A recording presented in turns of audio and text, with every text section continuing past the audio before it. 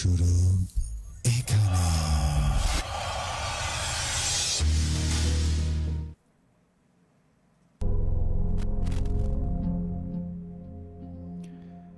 Yes, ভয়ের শুরু এখানেই, কাছে দূরে যে যেখানে থেকে শুনছেন এই মুহূর্তে রেডিও সারাবেলা 98.8 FM। আমি রাতুল আছি সাথে, এবং আমার সাথে রয়েছে শাহাদুল এবং আজকের অতিথিরা। চলছে ভূতবেলা, এই মুহূর্তে আপনাদের মাঝে হাজির হয়ে গেলাম। তো থাকতে চাই ঠিক রাত 11টা পর্যন্ত আপনাদের মাঝে। পুরো একটি সপ্তাহ পর ভৌতিক গল্পের পসরা নিয়ে হাজির হয়েছি। তো এই মুহূর্তে আমি আসলে আপনাদেরকে খুব বেশিক্ষণ অপেক্ষা করিয়ে রাখতে চাই না। খুব বেশি যে ইম্পর্টেন্ট বিষয়গুলো আছে সেগুলো আপনাদের সাথে শেয়ার করে তারপর চলে যাবো আমার হাতে থাকা ভয়ঙ্কর কিছু মেইলে। তো আমি শুরুতে আপনাদেরকে জানিয়ে দিতে চাই, আপনারা এই মুহূর্তে আমাদেরকে শুনছেন গাইবান্ধার একমাত্র কমিউনিটি রেডিও সারাবেলা 98.8 FM এর ফ্রিকোয়েন্সি এটাতে, এবং এর পাশাপাশি রেডিও সারাবেলার যে ফেসবুক পেজটি রয়েছে সেখান থেকে আমরা লাইভ করছি। আপনারা সেখানেও আমাদের সাথে যুক্ত হতে পারেন। এছাড়া আপনারা যারা গাইবান্ধার বাইরে থেকে শুনছেন তারা চাইলে আমাদের সাথে যুক্ত হতে পারেন আমাদের ওয়েবসাইটের মাধ্যমেও। আমাদের ওয়েবসাইটের অ্যাড্রেস হচ্ছে www.radiosarabala.fm। তো এই মুহূর্তে আমি দেখতে পাচ্ছি অনেকেই যুক্ত হয়ে গেছেন। আপনারা যুক্ত হতে থাকুন এবং শেয়ার করুন এবং মেনশন করে জানিয়ে দিতে পারেন আপনার বন্ধুকে যে ভূতবেলা শুরু হয়ে গেছে। তো এখন আমি আসলে আপনাদেরকে পড়ে শোনাতে চাই আমার হাতে থাকা একটি ভয়ঙ্কর ঘটনা, যেটি আমাদেরকে লিখে পাঠিয়েছেন হেমন্ত কুমার সাহা। অনেকদিন পর উনি আমাদেরকে ঘটনা লিখলেন। ভূতবেলার প্রথম সারির বলতে মানে প্রথম দিকের যখন আমরা ফেসবুক লাইভ শুরু করি সেই সময়ে উনি বেশ কিছু ভয়ঙ্কর ঘটনা আমাদেরকে লিখে পাঠিয়েছিলেন, যে ঘটনাগুলো আসলে এখনও আমাদের মনে দাগ কেটে আছে। তো যাদের মনে আছে তার লেখা ঘটনা বা তার ঘটনা আপনারা শুনেছিলেন, তারা কিন্তু আমাদেরকে কমেন্টের মাধ্যমে জানিয়ে দিতে পারেন। এই মুহূর্তে কে কে আছেন আমাদের সাথে দ্রুত ফেসবুক লাইভে আমাদের সাথে যুক্ত হয়ে জানিয়ে দিন। তো অনেক কথা হয়ে যাচ্ছে, আমি আর কথা বাড়াতে চাই না, সরাসরি চলে যাব আমার হাতে থাকা সেই ভয়ঙ্কর ইমেলটিতে।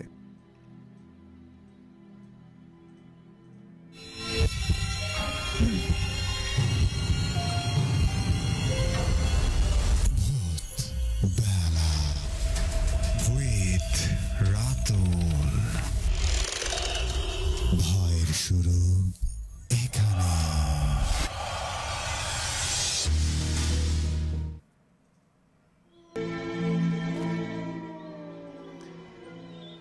প্রিয় রাতুল ভাই, শুভেচ্ছা নেবেন।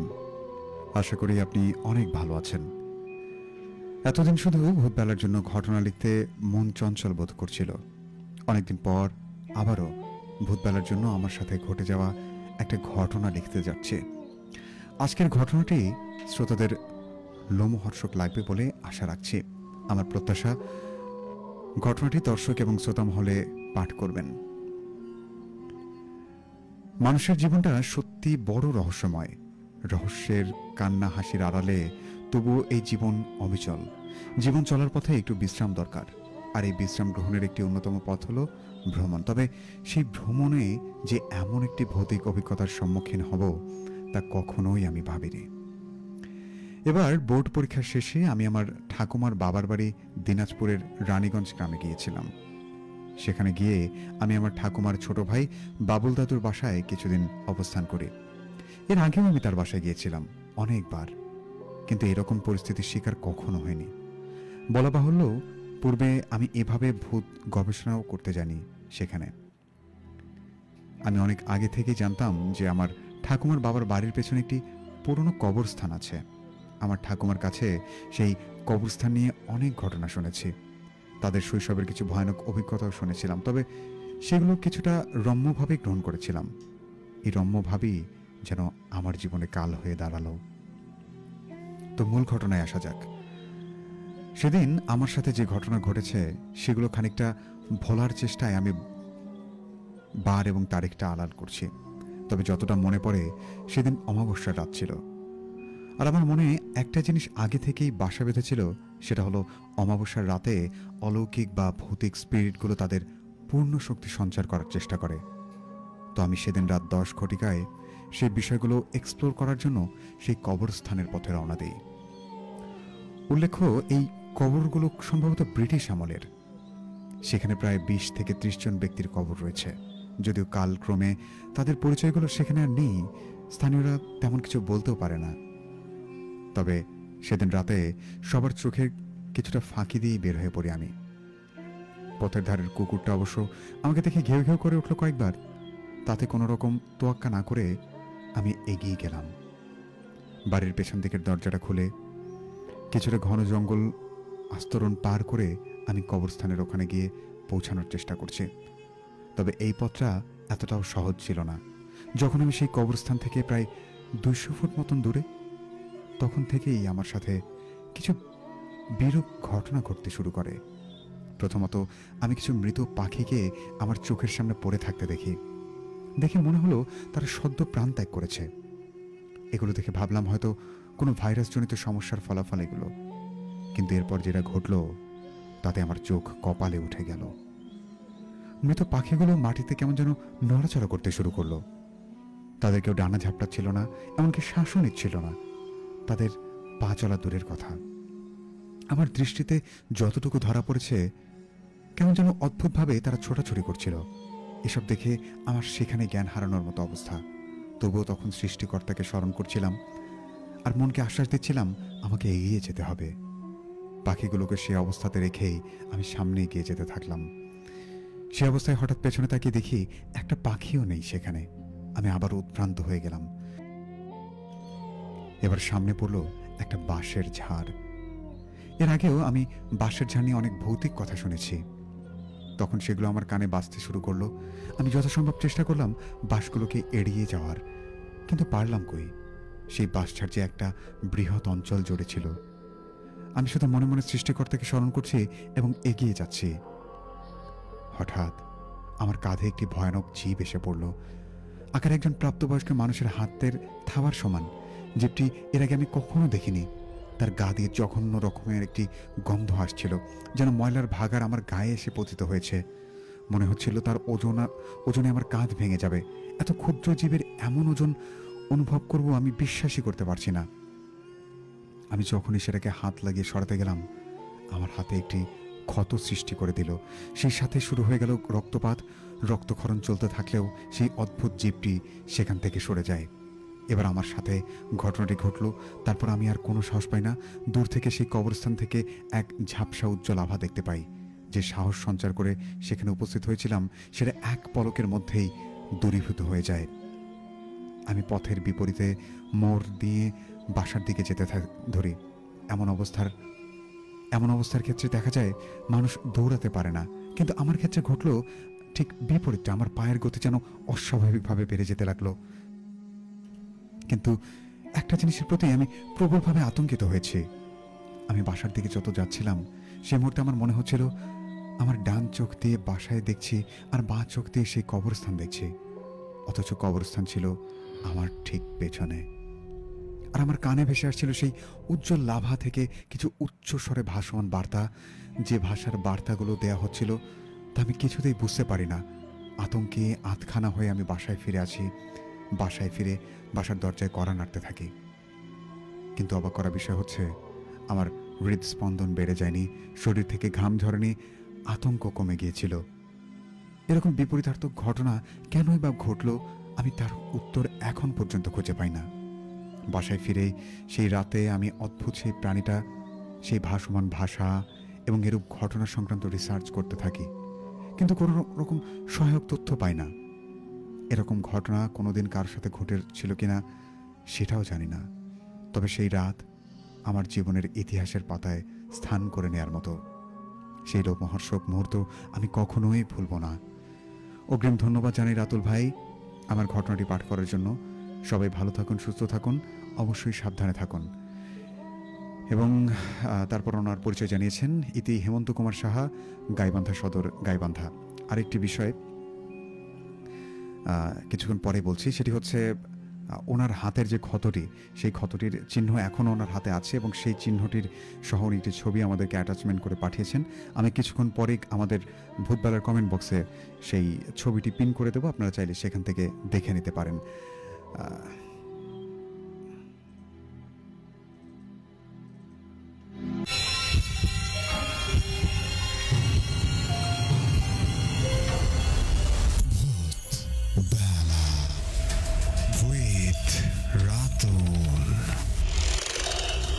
ভয়ের শুরু এখানে।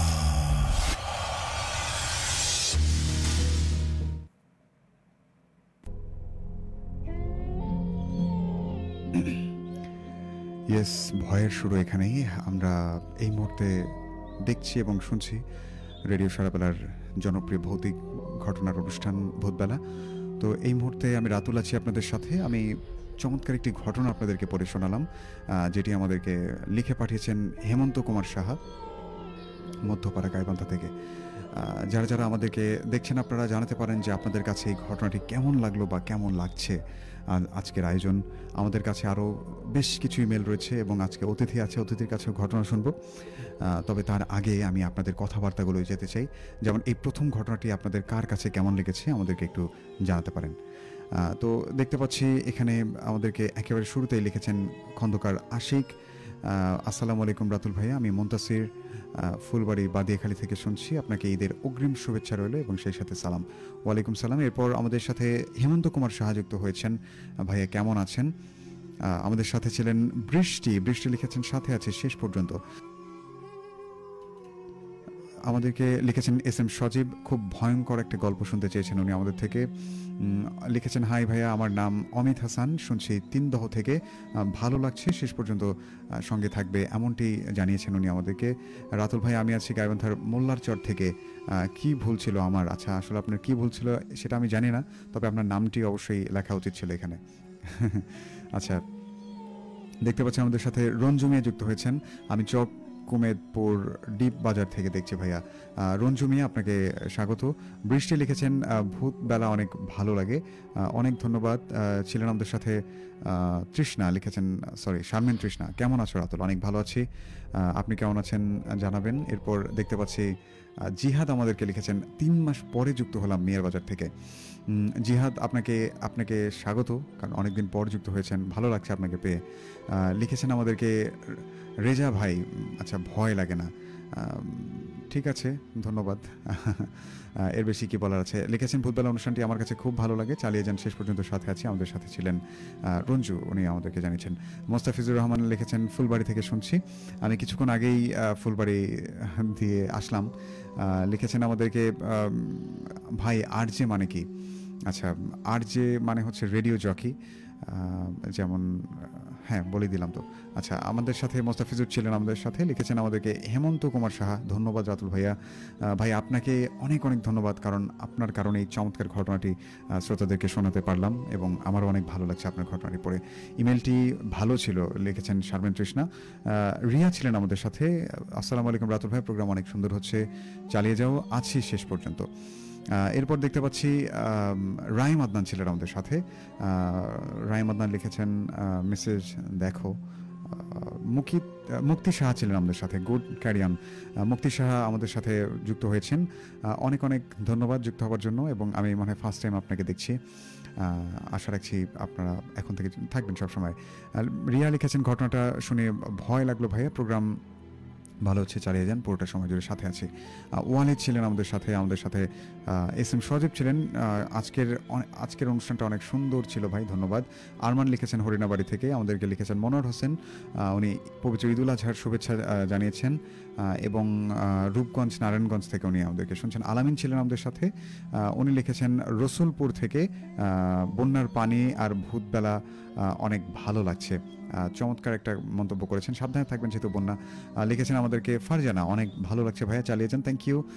লিখেছিলেন আমাদেরকে আরমান ইসলাম, ভাইয়া পরীক্ষা শেষ, এখন ইমেল পাঠাবো, অপেক্ষায় রইলাম আরমান, আপনার লেখাও চমৎকার। এবং সেই সাথে আগামী আরেকটি বিষয় আমি বলতে ভুলে গেছি, যে যেহেতু ঈদ চলেই এলো এবং আমরা বলেছিলাম ঈদের পর যে এপিসোডটাতে আমি থাকবো ভূতবেলার, সেটা স্পেশাল ইমেল এপিসোড হতে চলেছে এবং স্পেশাল একজন গেস্ট থাকবে সেখানে।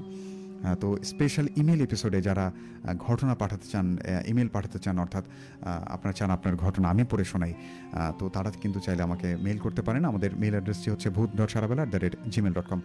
আর যারা ইমেল পছন্দ করেন তারা চাইলে কিন্তু দেখা যায় যে অনেক সময় রেডিও সারাবেলা অনুষ্ঠানগুলো শেষ হওয়ার পরে আপনারা সেই ঘটনাগুলো শুনতে পান না, কিন্তু আপনারা চাইলে কিন্তু ইউটিউবে ভূতবেলা লিখে সার্চ করলে আমাদের চ্যানেলটি পেয়ে যাবেন এবং সেখান থেকে আপনারা এনি টাইম আমাদের ইমেলগুলো শুনতে পারবেন আপনারা। তো যাই হোক, আর যারা স্টুডিওতে আসতে চান তারা চাইলে আমাদেরকে ফোন করতে পারেন এই নাম্বারে 01713484465। নাম্বারটি আবারও বলছি, যারা আমাদের স্টুডিওতে আসতে চান, আমাদের স্টুডিওতে এসে ঘটনা শেয়ার করতে চান, তারা চাইলে আমাদেরকে সরাসরি ফোন করতে পারেন এই নাম্বারে। সেটি হচ্ছে 01713484465। তো দেখতে পাচ্ছি আরও অনেকেই আছেন আমাদের সাথে, লিখছেন আপনাদের মতামতগুলো। ঈদের শুভেচ্ছা জানিয়েছেন আমাদেরকে সাইদ মিয়া পাঁচজমা থেকে। আমাদের সাথে সুরুজ্জামান ছিলেন, আসসালামু আলাইকুম ভাইয়া, কেমন আছেন জানতে চেয়েছেন। তিথি খন্দকার ছিলেন, ভাইয়া আমি আছি শেষ পর্যন্ত। রিয়া লিখেছেন তোমার গলার সুর অনেক সুন্দর, আচ্ছা গল্প ভালোই লাগে, থ্যাংক ইউ সো মাচ আপনার এই চমৎকার মন্তব্যের জন্য। তো যাই হোক, আমি আর কথা বাড়াবো না, আমার হাতে আরও একটি মেইল রয়েছে এবং আজকে আমার হাতে 3টি মেল রয়েছে, ব্যাক টু ব্যাক 2টি ঘটনা পড়ব। 2টি ঘটনার পর যেহেতু একটি শুনিয়েছি আপনাদেরকে এবং তারপর আমরা অতিথির কাছে যাব। এখন আমি আরেকটি মেলে চলে যাচ্ছি, যে মেলটি উনি যেভাবে লিখেছেন ঠিক সেভাবে পড়ার চেষ্টা করছি।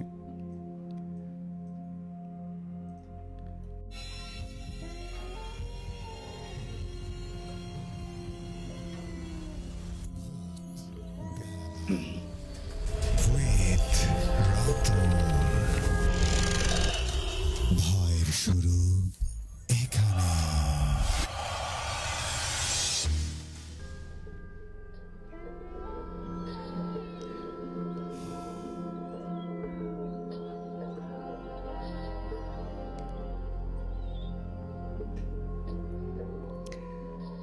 এই ঘটনাটি আমাদেরকে পাঠিয়েছেন আরিফুল ইসলাম নাহিদ। লিখেছেন, আসসালামু আলাইকুম রাতুল ভাই, আশা করি ভালো আছেন। অনেকদিন ধরেই ভাবছি ঈদ স্পেশালে একটি ইমেল পাঠাবো। এই ঘটনাটি পাঠানোর পর ইনশাল্লাহ ওই ঘটনাটিও লিখে পাঠাবো। এই ঘটনাটি আমার গ্রামে এক দাদার থেকে শুনেছি। আজকের ঘটনাটি সেই যুবকের যে ছিল মানুষ, কিন্তু যে মানুষ থাকতে চায়নি। আশা করি ঘটনাটি শুনলে আপনাদের গায়ের লোম দাঁড়িয়ে যাবে, কারণ ওর শেষটা ছিল এমন ভয়ঙ্কর যা আমাদের গ্রামের কেউ ভুলেনি, ভুলতেও পারেনি। রাতুল ভাই, আর কথা না বাড়িয়ে যাওয়া যাক মূল ঘটনায়। ঘটনাটা আজ থেকে প্রায় 9 বছর আগের। গ্রামের নামটা বলছি না, তবে এটা ছিল গাইবান্ধা জেলার সাদুল, ফোনটা একটু, গ্রামের নাম বলছি না, তবে এটা ছিল গাইবান্ধা জেলার এক মেঠো পথের পাশের ছোট্ট গ্রাম, যেখানে এক যুবক ছিল, তার নাম ছিল রায়হান। রায়হানের বয়স ছিল 22 বছর। ছেলেটা একদম শান্ত, কাজের ছেলে, তবে তার মধ্যে একটা অদ্ভুত ব্যাপার ছিল যে সবসময় বলতো, মানুষ হলে কি হবে, আমি একদিন মানুষ ছাড়িয়ে যাব। তারপর রায়হান মসজিদে যেত না, নামাজ পড়তো না, আবার সে কোরআনও পড়তো না। রাত জেগে পড়তো পুরনো আরবি মন্ত্র, শয়তানি কিতাব আর কালোবিদ্যার গোপন কৌশল। সে বলতো, জিনের একটা শক্তি, আর আমি সেই শক্তির বন্ধু হতে চাই। আমি একদিন নিজেই ওদের মতো হব এবং মানুষ হলেও মানুষ থাকব না। প্রথমে আমরা হাসতাম ওর কথায়, ভাবতাম ও হয়তো বই পড়ে পাগল হয়ে গেছে। কিন্তু কিছুদিন পর থেকে গ্রামে একের পর এক অদ্ভুত ঘটনা ঘটতে শুরু করলো। একদিন একদল কৃষক দেখল রাতে রায়হান একা দাঁড়িয়ে গুনগুন করছে গোরস্থানের পাশে। আরেকদিন গ্রামের পুকুর পাড়ে এক মহিলা দেখল রায়হানের মুখ ঘুরে আছে পুকুরের দিকে। সে যেন বিড় করে কি সব পড়ছে। কয়েকজন বলেছিল রায়হান রাতে কারোর সঙ্গে কথা বলে, কিন্তু তার পাশে কাউকে দেখা যায় না। আমার নিজের দাদা তখন জীবিত ছিলেন। তিনি ছিলেন হাফেজ এবং তাবলিগ জামাতের সাথে জড়িত। দাদা একদিন রায়হানকে ডেকে পাঠালেন। সে আসার পর বললেন, বেটা, মানুষ কখনো জিন হতে পারে না। যারা হতে চায় তারা শেষ পর্যন্ত মানুষত্ব হারিয়ে ফেলে। শয়তান ওদের ব্যবহার করে, তারপর ফেলে দেয়। ফিরে আয়, আল্লাহর কাছে ফিরে আয়। রায়হান তখন হেসে বলেছিল, আপনার আল্লাহ এখন আর মানুষ দেখতে পান না, আমি অন্য কারো চেহারায় দাঁড়িয়ে যাই। এরপর থেকেই গ্রামের এক অজানা ভয় ছড়িয়ে পড়ে। রাতে মানুষের দরজায় নক করে কেউ, কিন্তু বাইরে বেরোনোর পর কাউকে দেখা যায় না। কে যেন গরুর মুখে ছাই দিয়ে যায়, হাঁস মুরগির খাঁচা ভেঙে যায় বারবার। কেউ যেন স্বপ্নে রায়হানকে দেখে বলছে, আমার পথ ধরো, আমি পথের শেষ দেখে এসেছি। রায়হান তখন রাতে ঘরে থাকতো না। সে চলে যেত গ্রামের বাইরে এক ধ্বংসপ্রায় শ্মশানের কাছে, যেখানে বহু বছর আগে জঙ্গলে আগুন লেগেছিল।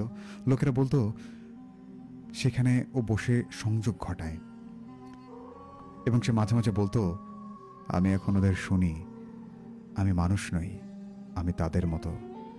আর এক রাতে তারপর সব বদলে যাবে। তো আমার দাদা একদিনের ঘটনা বলছেন, সেটি তখন রাত 2টা বাজে। ঘর থেকে বের হন। দাদা বলেন, আমার ঘুম ভেঙে যায়, মনে হয় আমি বাইরে এসে দেখি কেউ দাঁড়িয়ে আছে। তিনি দেখেন দূরে একটি মানুষের মতো অবয়ব। একটু ভালো করে খেয়াল করতে দেখেন দূরে রায়হান দাঁড়িয়ে আছে এবং পেছন ফিরে। দাদা তখন ডাক দেন, রায়হান, রায়হান, কিন্তু সাড়া দেয় না। দাদা তখন আর একটু এগিয়ে যান এবং তখনই রায়হান পেছনে ঘোরে, কিন্তু তার মুখে কোনো চোখ ছিল না, শুধু কালো ফাঁকা একটা গহ্বর ছিল। সে রাতে রায়হান আর বাড়ি ফেরেনি। পরদিন সকালে গ্রামের পেছনে একটা শূন্য জায়গায় পাওয়া যায় তার জামা কাপড়, আর সেখানে একটা চক্র আঁকা, যার মধ্যে ছিল পুরনো আরবি হরফ উল্টোভাবে লেখা। আর তার পাশে ছিল একটা বড় গাছ, গাছের ডালগুলো পড়ে কুকড়ে গেছে, তার চারপাশে পাখিরা মরেছিল একে একে। রায়হান আর ফিরল না। কেউ জানে না সে মরে গেছে নাকি কোথায় গিয়েছে, কিন্তু তারপর থেকে ওই জায়গায় আর কেউ যায় না। দিনের বেলা তো, সন্ধ্যাবেলা তো দূরে থাক, দিনের বেলাতেও কেউ যায় না। আরেকজন দাদা বলতেন, ও ফিরে আসবে না, সে এখন মানুষ নয়, আবার জিনও নয়, এমন এক অবস্থায় যেখানে আল্লাহর রহমতও পৌঁছায় না। সে কারণে সে নিজেই বলেছিল, আমি আল্লাহর দরজা ছেড়ে শয়তানের পথে হাঁটি দাঁড়িয়েছি। এই হলো গল্প। এটা শুধু গল্প নয়, একটা শিক্ষা। মানুষ যত বড়ই জ্ঞানী হোক, আল্লাহর পথ ছেড়ে যে শয়তানের দিকে পা বাড়ায়, সে তার সব কিছু হারায়, এমনকি নিজের সত্তাকেও হারায়। রায়হান মানুষ হতে পারত, ফিরে আসতে পারত, কিন্তু সে চেয়েছিল জিন হতে। সে আসলে জিন হয়নি, সে হয়েছে ধ্বংসের এক পুতুল। এই ছিল আমার ঘটনা। রাতুল ভাই ভালো থাকবেন। এই পৃথিবী আল্লাহর রহমতের চেয়ে বড় কিছু নেই। জিন হতে চাওয়া নয়, মানুষ হয়ে ভালো থাকাই বড় শক্তি। ওর নাম আর কেউ মুখেও নেয় না, কিন্তু ছায়া আজও রাতে ঘুরে বেড়ায়। তো যদি ভালো লাগে ঘটনাটি পড়ে শোনাবেন, ভুল ত্রুটি হলে ক্ষমা সুন্দর দৃষ্টিতে দেখবেন। আমি আজকের মতো বিদায় নিচ্ছি। মোহাম্মদ আরিফুল ইসলাম নাহিদ।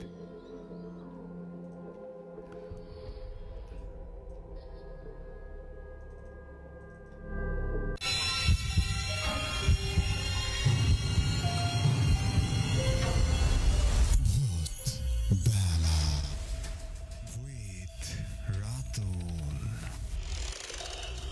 ভয়ের শুরু এখানে।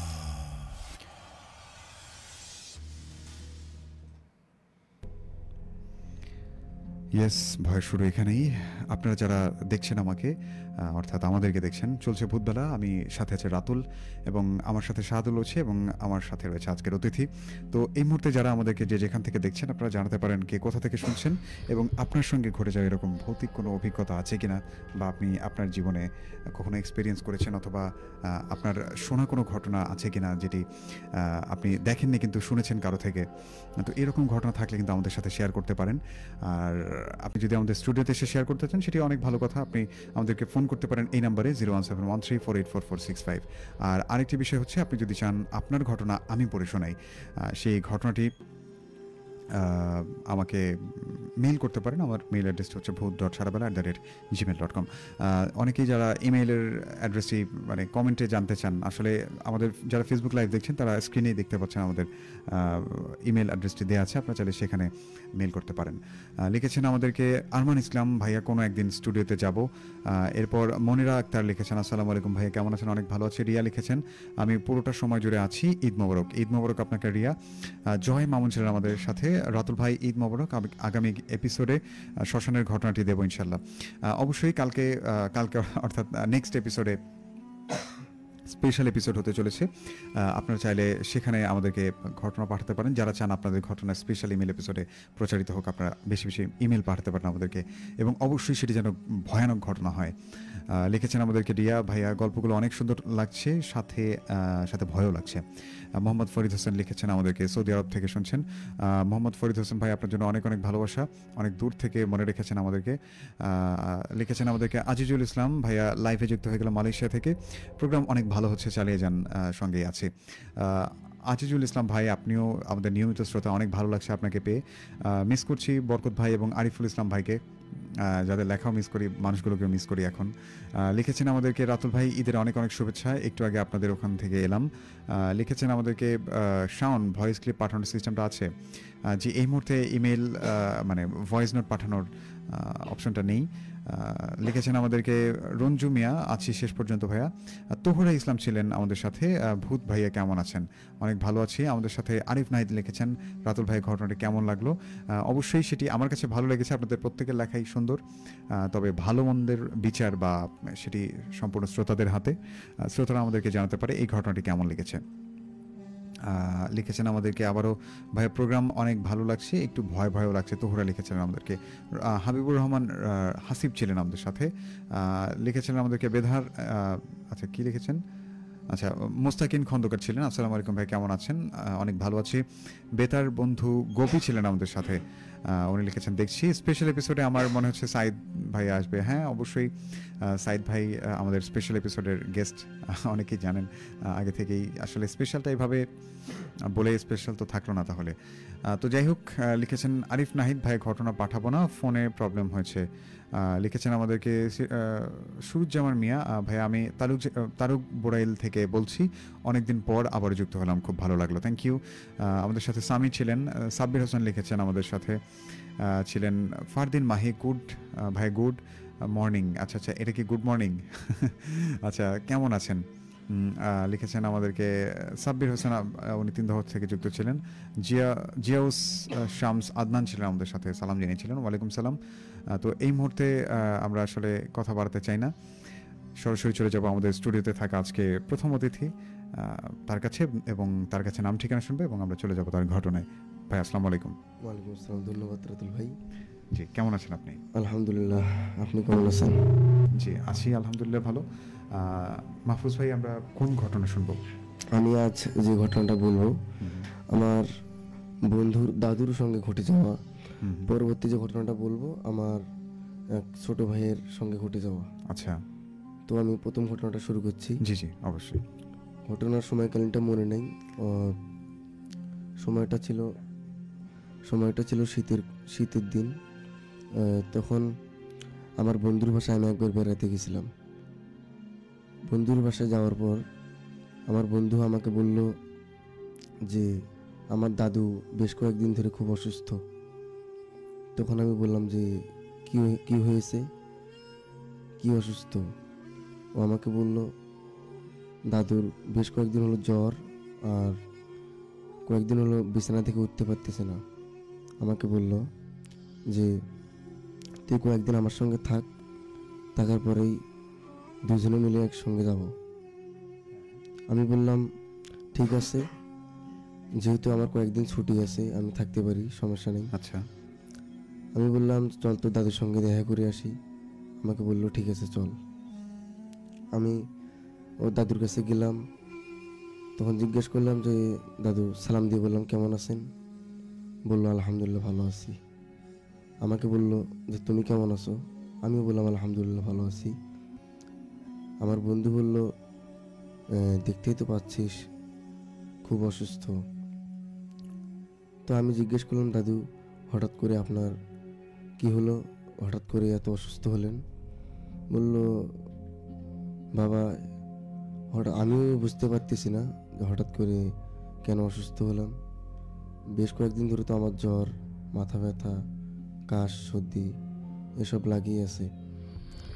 তার আগে ভালো কয়েকদিন কাজ করছিল, কাজ করার পরেই হঠাৎ করে অসুস্থ হয়ে গেছিল।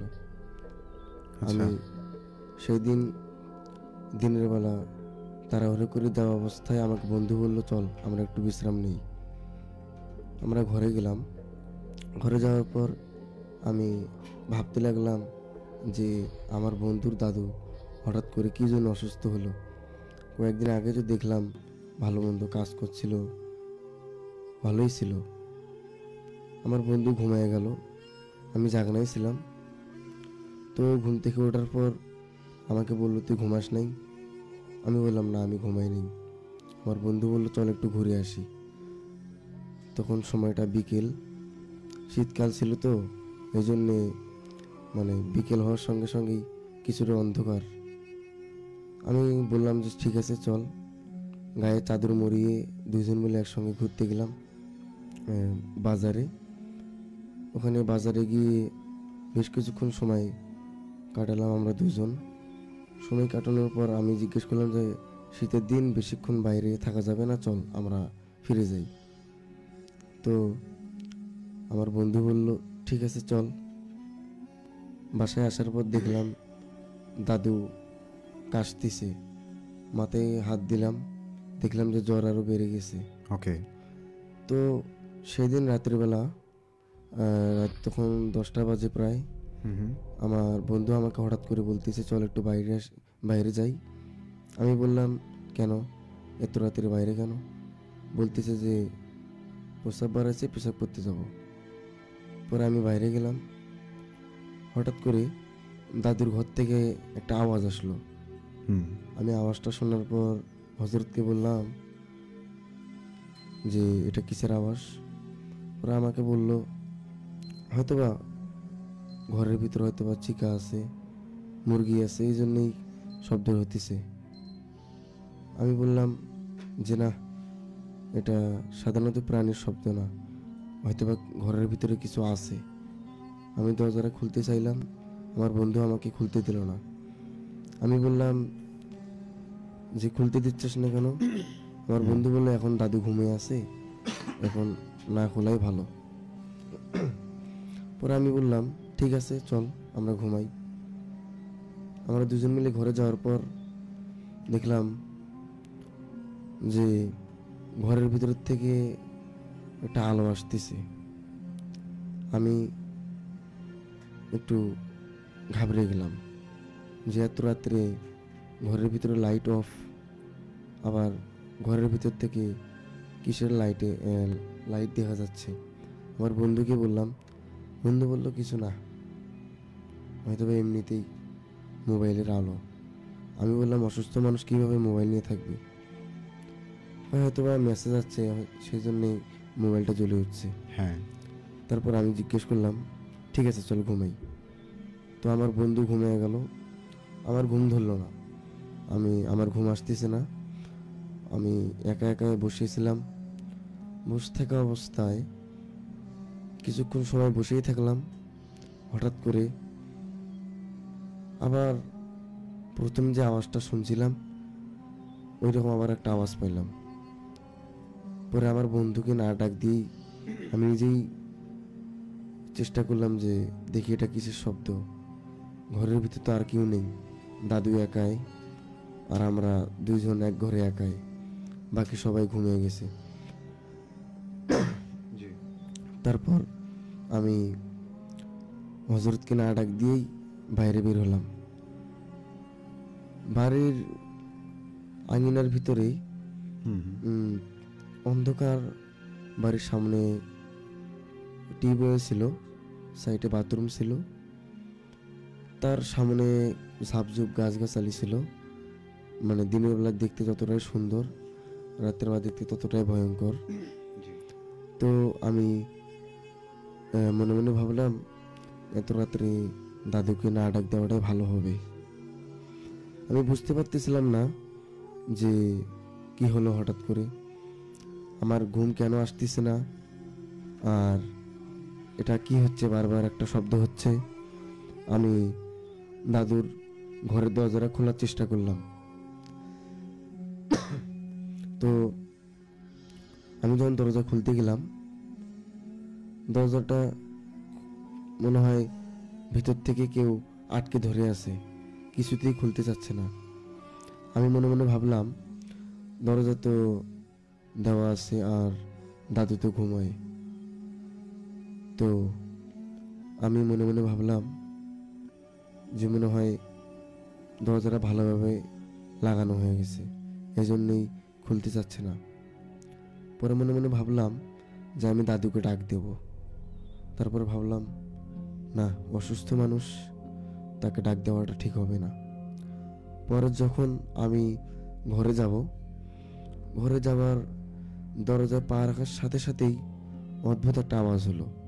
মনে হয় ঘরের ভিতরে কেউ যেন আছে। দাদু ছাড়াও ঘরের ভিতরে কেউ যেন আছে। আমি এবার একটু শান্ত হলাম যে এবার আমি দেখেই ছাড়বো ঘরের ভিতরে কেউ আছে কিনা। জি। তো আমি আমার বন্ধুকে ডাক দেবো। হ্যাঁ। তেমন সময় হঠাৎ করে ঘরের ভিতর থেকে আওয়াজ আসে, এই, মনে হয় কেউ আমাকে ডাক দিচ্ছে। হুম। একবার ডাক দিছে, আমি শুনতে পারছি কিন্তু না শোনার ভান করেছিলাম, ভাবছিলাম হয়তো বা পরের ঘর থেকে আওয়াজ আসতেছে। তো আমার বন্ধুকে আমি ডাক দিলাম যে, হজরত তাড়াতাড়ি ওঠ, মনে হয় দাদুর কোনো সমস্যা হয়েছে। আমাকে বলল, আরে তুই জানা, আমার খুব ঘুম পাচ্ছে, আমি একা একা যাইতে পারবো না। আমি বললাম যে না, একা একা যাইতে পারবো না, তুই সঙ্গে আয়। পরে বলতেছে, আরে যা, কোনো সমস্যা নেই। হ্যাঁ।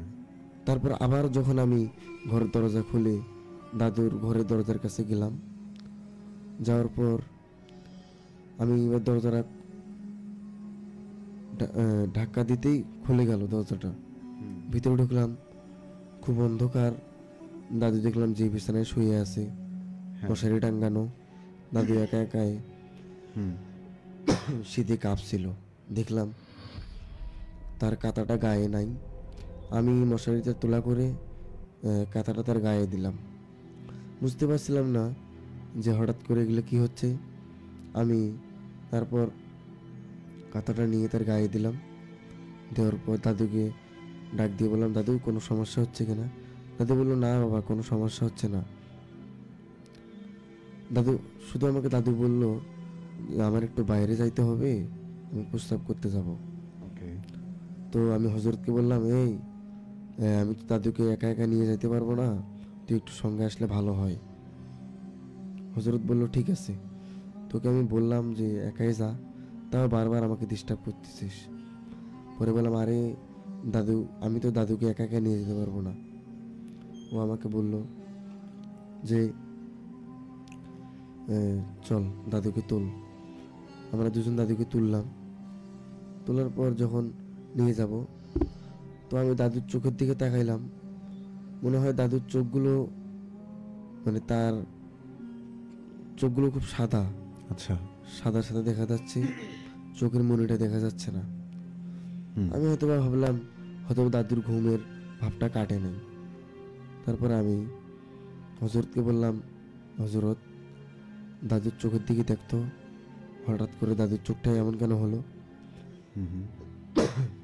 তারপর আমি হজরতকে বললাম, মনে হয় দাদুর কোনো সমস্যা হয়েছে। আচ্ছা। দাদু বললো, কি হলো বাবা, থামলে কেন, চলো।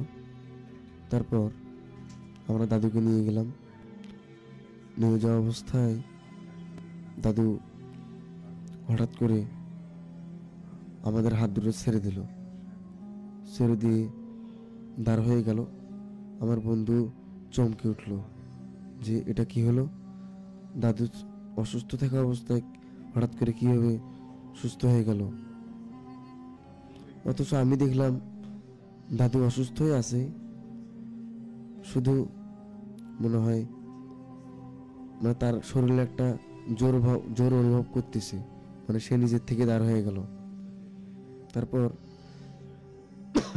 আমি হজরতকে জিজ্ঞেস করলাম, যাই হোক, দাদু মনে হয় বিশ্রাম করতে করতে একটু ওষুধ খাওয়ার পর একটু সুস্থ হয়ে গেছে।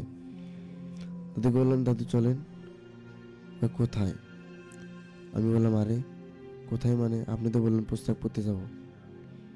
বললো যে না, তোমরা যাও, ঘুমাও। আমি একটু ঘাবড়ে গেলাম, মনে মনে ভাবলাম যে এটা কি হচ্ছে,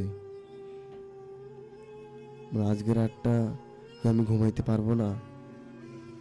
তারপর দাদু দেখলাম হঠাৎই এমনভাবে চলে গেলেন ঘরের ভিতর, জোরে দরজাটা ধাক্কা দিয়ে লাগাই দিলেন। আমরাও কিছু বুঝতে পারলাম না। যাই হোক, সেদিনের মতো আমরা রাতের বেলা ঘরে গেলাম, সেদিনের মতো আমরা ঘুমিয়ে গেলাম। সকালবেলা যখন আমরা উঠলাম, ওঠার পর দাদুর ঘরের দরজা ধাক্কা দিলাম। ধাক্কা দিতেই দরজাটা খুলে গেল। ওকে। আমরা দেখলাম যে আমরা যেটা দেখলাম, দেখার পর হুম হুম। আমাদের দুজনেরে খুব ভয় লাগলো। হুম হুম। দেখলাম যে দাদুর বিছানায় সব কিছু ঠিকঠাক আছে, কিন্তু দাদু নেই। আচ্ছা। দেখলাম কাঁথা যেভাবে রাখছিলাম সেইভাবেই আছে, মশারি যেভাবে টাঙানো ছিল সেইভাবেই আছে, কিন্তু ওখানে দাদু নেই। আমি হজরতকে বললাম, দাদু কি অসুস্থ থাকা অবস্থায় সকালবেলা কোনো জায়গায় যায় বা কোনো জায়গায় গেছে নাকি? হজরত বলল, দাদু একা একা কোনো জায়গায় যায় না, সুস্থ থাকা অবস্থায় যায়, কিন্তু অসুস্থ হওয়ার পর সঙ্গে কাউকে নিয়ে যায়, যেখানে যাবে সঙ্গে কাউকে নিয়ে যাবে। তো আমি বললাম যে দেখ, কালকে রাত্রে হয়তো বা দেখলাম যে সুস্থ, হয়তো বা কোনো জায়গায় গেছে একা একাই। তো আমি হজরতকে বললাম, চল একটু আশেপাশে দেখি দাদু আছে কি না। তারপর আমি একদিকে গেলাম, হজরত একদিকে গেল। যাওয়ার পর দেখলাম দাদু কোনো জায়গায় নেই। তো আমরা হতবাক হয়ে গেলাম। সারাদিন চিন্তা চেতনা করলাম যে দাদু কই যাইতে পারে। বাড়ির সবাইকে জিজ্ঞেস করলাম, হুম। তারাও কেউ জানে না। তো আমার বন্ধুর বাড়ির দাদুকে বেশি একটা খেয়াল রাখে না অবশ্য। হুম হুম। তো আমরা দুইজনে যা রাখি, আমিও তো বেশি দিন থাকবো না, 3-4 দিনের জন্য গেছি। আমরা 3-4 দিন থেকে আবার চলে আসবো। ওকে। তো প্রথম রাতটা আমার খুব ভয়ানক গেল। ঘুম ঘুম পাচ্ছিল না, কেমন একটা পরিস্থিতি। হুম। তো আমি আমার বন্ধুকে বললাম, কালকা রাত্রে অদ্ভুত এক কাহিনী হলো, আবার এক সকালবেলা দাদু নাই, তোদের বাড়ি এখানে হচ্ছেটা কি? আমার বন্ধু বলল, দোষ আমাদের না রে, দোষ আমার বাড়ির। আমার বাড়ির পাশে যে জঙ্গলটা আছে, হুম। এখানে একটু অসুবিধা আছে, সেটাই আবার কিছু আমার দাদুকে ভর করলো নাকি। হুম হুম। হঠাৎ করে দাদু অসুস্থ হলো, আবার হঠাৎ করে উধাও, আশেপাশেও দেখা যাচ্ছে না। হুম হুম। আমি বললাম যে কোনো হুজুরকে জিজ্ঞেস করছিলি?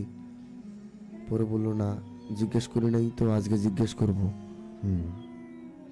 আমি বললাম, চল দেরি না করে তাড়াতাড়ি একজন ভালো হুজুরের কাছে যাই।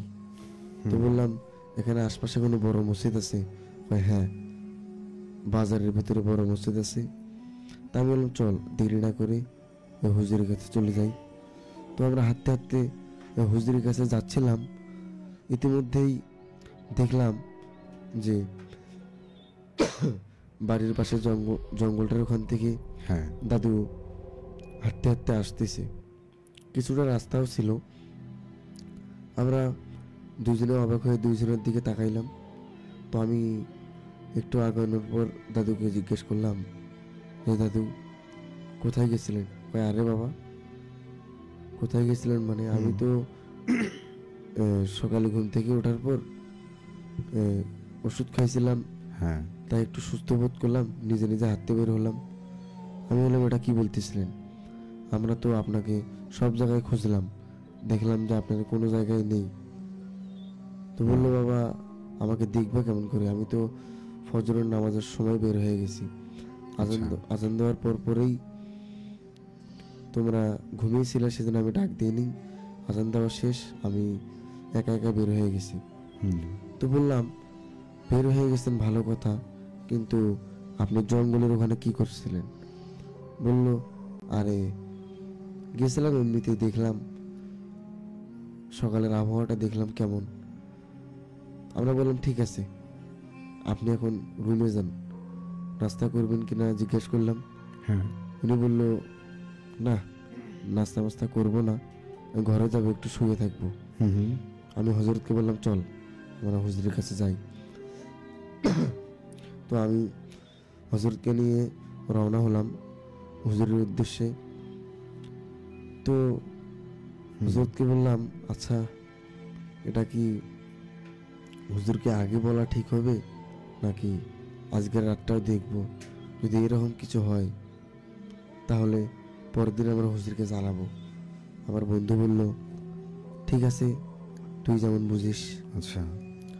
তো আমি বললাম যে আমিও তো একজন মাদ্রাসার স্টুডেন্ট, আমিও অনেক কিছু জানি, আমি এক মসজিদেও চাকরি করি, আমার ভিতরে কিছু জ্ঞান আছে।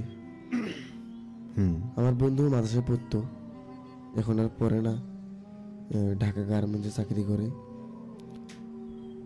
হুম। তো আমি বললাম আজ রাতটা দেখি। আমার বন্ধু বলল, ঠিক আছে চল, বাসায় চল। আমরা বাসায় পৌঁছানোর পর দিনের বেলায় ঘরের ভিতর থেকে আওয়াজ আসছিল। দাদুকে যেন দেখলাম সে একা একা কার সঙ্গে যেন কথা বলতেছে। তো আমি মনে করলাম বুড়ো মানুষ, বয়স হয়ে গেছে, হয়তো বা সেই জন্যই একা একা কথা বলতেছে। কিন্তু বুড়ো মানুষ হলো কি এতক্ষণ কথা বলবে একা একাই? একদম স্পষ্ট মনে হয় সত্যি সত্যি কারোর সঙ্গে কথা বলতেছে। আচ্ছা। আমি ঘরের ভিতর ঢুকলাম, দাদুকে জিজ্ঞেস করলাম, দাদু আপনি কার সঙ্গে কথা বলতেছেন? হুম। তো আমার কথাটা শোনার পরে হঠাৎ করে উনি আমার দিকে তাকালো, এমনভাবে তাকালো মনে হয় সে আমাকে মারবে। সে বলল, আমি কার সঙ্গে কথা বলি বা না বলি তাতে তোমার কি যায় আসে, তোমার কি সমস্যা? আচ্ছা। আমি বললাম, দাদু এমনভাবে কথা বলতেছেন কেন? আমি তো আপনাকে ভালো কথাই বললাম, বুড়ো হয়ে গেছেন। আমি আবার কিছু মনে না করে মনে করলাম দাদু হয়তো আমার সঙ্গে এর কি মাধ্যমে রাগ দিয়ে কথা বলতেছে। হুম। আমি দাদুকে বললাম, আপনি কি আমার সঙ্গে সিরিয়াস মাইন্ডে কথা বলতেছেন নাকি মজা করতেছেন? আমাকে দাদু বলল, আরে তুই কি পাগল নাকি, তুই বাংলা কথা বুঝিস না? আমি বললাম, এবার সত্যি সত্যি দাদু মনে হয় খুব রাগ দিয়ে কথা বলতেছে। দাদুকে বললাম, আচ্ছা ঠিক আছে দাদু। আমি বাইরে গেলাম। তবে দাদুকে বলল, নেক্সট টাইমে আমাকে ডিস্টার্ব করবি না। অবশ্য আমি শুনেছিলাম যে আমার বন্ধুর দাদু নাকি একটু শিক্ষিত ছিল, এজন্য একটু স্পষ্ট ভাষায় কথা বলতো, মূর্খ ছিল না। শুনেছিলাম ক্লাস 5 পর্যন্ত পড়াশোনা করেছিল, তারপরে আর পড়াশোনা করেনি। এই জন্য বুড়ো মানুষ হলেও ভাষাটা একটু স্পষ্টই হয়। তারপরে বললাম, আচ্ছা। আমি বিষয়টা ভালোভাবে লক্ষ্য না করে হুম। আমার বন্ধুকে বললাম, আচ্ছা তো দাদু হঠাৎ করে এমনভাবে কথা বলতেছে কেন? আমার সঙ্গে খুব রাগ। আমি জিজ্ঞেস করলাম ভালো একটা কথা, আর উনি আমাকে রাগ দিয়ে কথা বলে ওখান থেকে তাড়িয়ে দিল। হুম। সরি, আমার একটু গলার প্রবলেমের কারণে। আচ্ছা, না ঠিক আছে, আপনি সমস্যা বলেন, হচ্ছে। অসুবিধা নেই। ঘটনাটি অনেক বড়, যারা দেখছেন আমাদেরকে তারপর একটু ধৈর্য ধরে শুনুন। আমি আমার বন্ধুকে বললাম যে চল একটু দাদুর কাছে যাই, দেখি তুই কথা বল, দাদু কিছু বলে কিনা। তো আমরা আবার যখন তার ঘরে গেলাম, তার ঘরে যাওয়ার পর হজরতকে বললাম, দাদুকে ডাক দে। হজরত বলল, দাদু। তখন দাদু খুব শান্তশিষ্ট বলল, হ্যাঁ বাবা, কিছু বলবি? আমি বললাম, হঠাৎ করে এত শান্তশিষ্ট হলো কিভাবে? এখনই তো খুব রাগান্বিত ছিল। তা আমি আমার বন্ধুকে বললাম, বিষয়টা আমার ভালো লাগতেছে না, কেমন জানি একটা খটকা খটকা লাগতেছে। দুপুরের সময় হয়ে গেল, আমরা সকালের খাওয়া দাওয়া করেই একটু বন্ধুকে বললাম, চল একটু ঘুরে আসি, সারাদিন কেমন একটা পরিস্থিতি গেল, ভালো লাগতেছে না, একটু অন্য দিক থেকে ঘুরে আসি। আমার বন্ধু বললো, চল ঘুরে আসি। আমরা দুইজন গেলাম, সারাদিন ঘুরলাম, বাজারে গেলাম, একটু ঘোরাফেরা করার পর খাওয়া দাওয়া করলাম। তারপর আমার বন্ধুকে আমি বললাম, চল বিকেল হয়ে গেল, আমরা একটু বাসায় যাই। আমাদের কাছে সাইকেল ছিল, সাইকেল থাকার কারণে আমরা অনেক দূর দূর গেছিলাম। তো আমরা যখন কিছুক্ষণ পথ সাইকেল নিয়ে হাঁটলাম, বললাম যে সাইকেলে না চড়ে একটু হেঁটে হেঁটে যাই। আচ্ছা। আমার বন্ধু আমাকে বললো ঠিক আছে চল। গল্প করতে করতে যাই। আমরা রওনা দিলাম ওখান থেকে। রওনা দেওয়ার পর হঠাৎ করে আমার বন্ধুর ফোন আসলো। আমার বন্ধুকে বলতেছে যে বাবা তুই কোথায়, তাড়াতাড়ি বাসায় আয়, তাড়াতাড়ি বাসায় আয়, এখানে বাড়ির ভিতরে একটু সমস্যা হয়ে গেছে।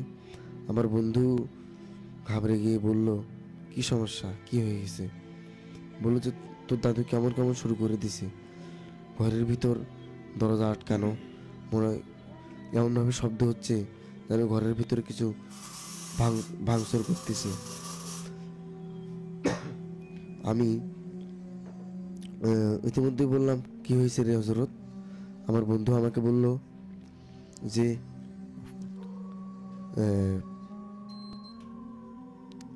হজরত দাদুর কিছু হলো নাকি? আমার বন্ধু বলল আরে সেই রকমই তো কথা শুনলাম, আমার দাদুর ঘর নাকি বাইরে থেকে দরজা আটকানো, না ভিতর থেকে দরজা আটকানো।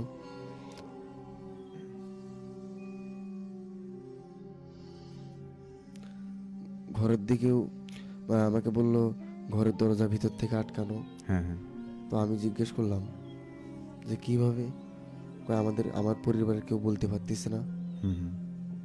আমি মনে মনে যেটা ভাবলাম সেটাই সন্দেহ হলো। আচ্ছা। কিছু একটা তো আছে। পরে আমি বাসায় গেলাম আমার বন্ধুকে নিয়ে। হ্যাঁ সত্যি সত্যিই দেখলাম দরজা ভিতর থেকে আটকানো, ভিতরে ভাঙচুরের আওয়াজ।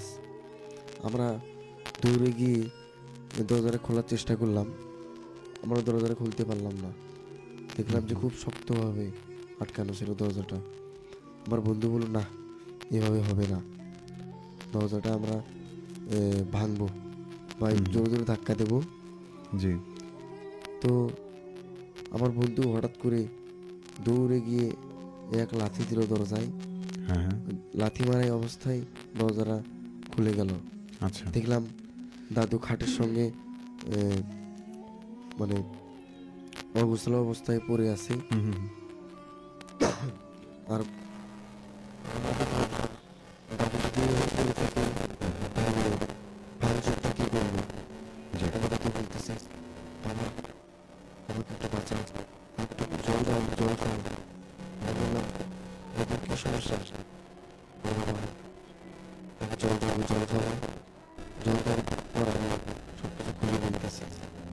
আমি দাদুকে জল দিলাম, জল দেওয়ার পর আমার দাদু বলতেছে আমি বিশ্বাস করবো কিনা আমি জানি না, তবে কাকা রাত্রিতে আমার সঙ্গে কি হচ্ছে আমি কিছু বুঝতে পারতেছি না।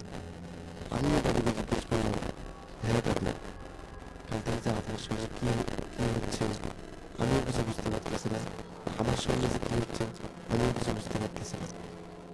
দাদু বললো আমার তোমার সঙ্গে না, আমার সঙ্গে আর রাত্রি হঠাৎ করে আমার দরজা যায় একটা স্বপ্ন হলো। আমি দরজা খুলতে চাইলাম না, একবার সহ্য করলো, আমি খুললাম না, দুইবার যখন সহ্য করলো আমি উঠে কোনোভাবে উঠে দরজাটা খুললাম।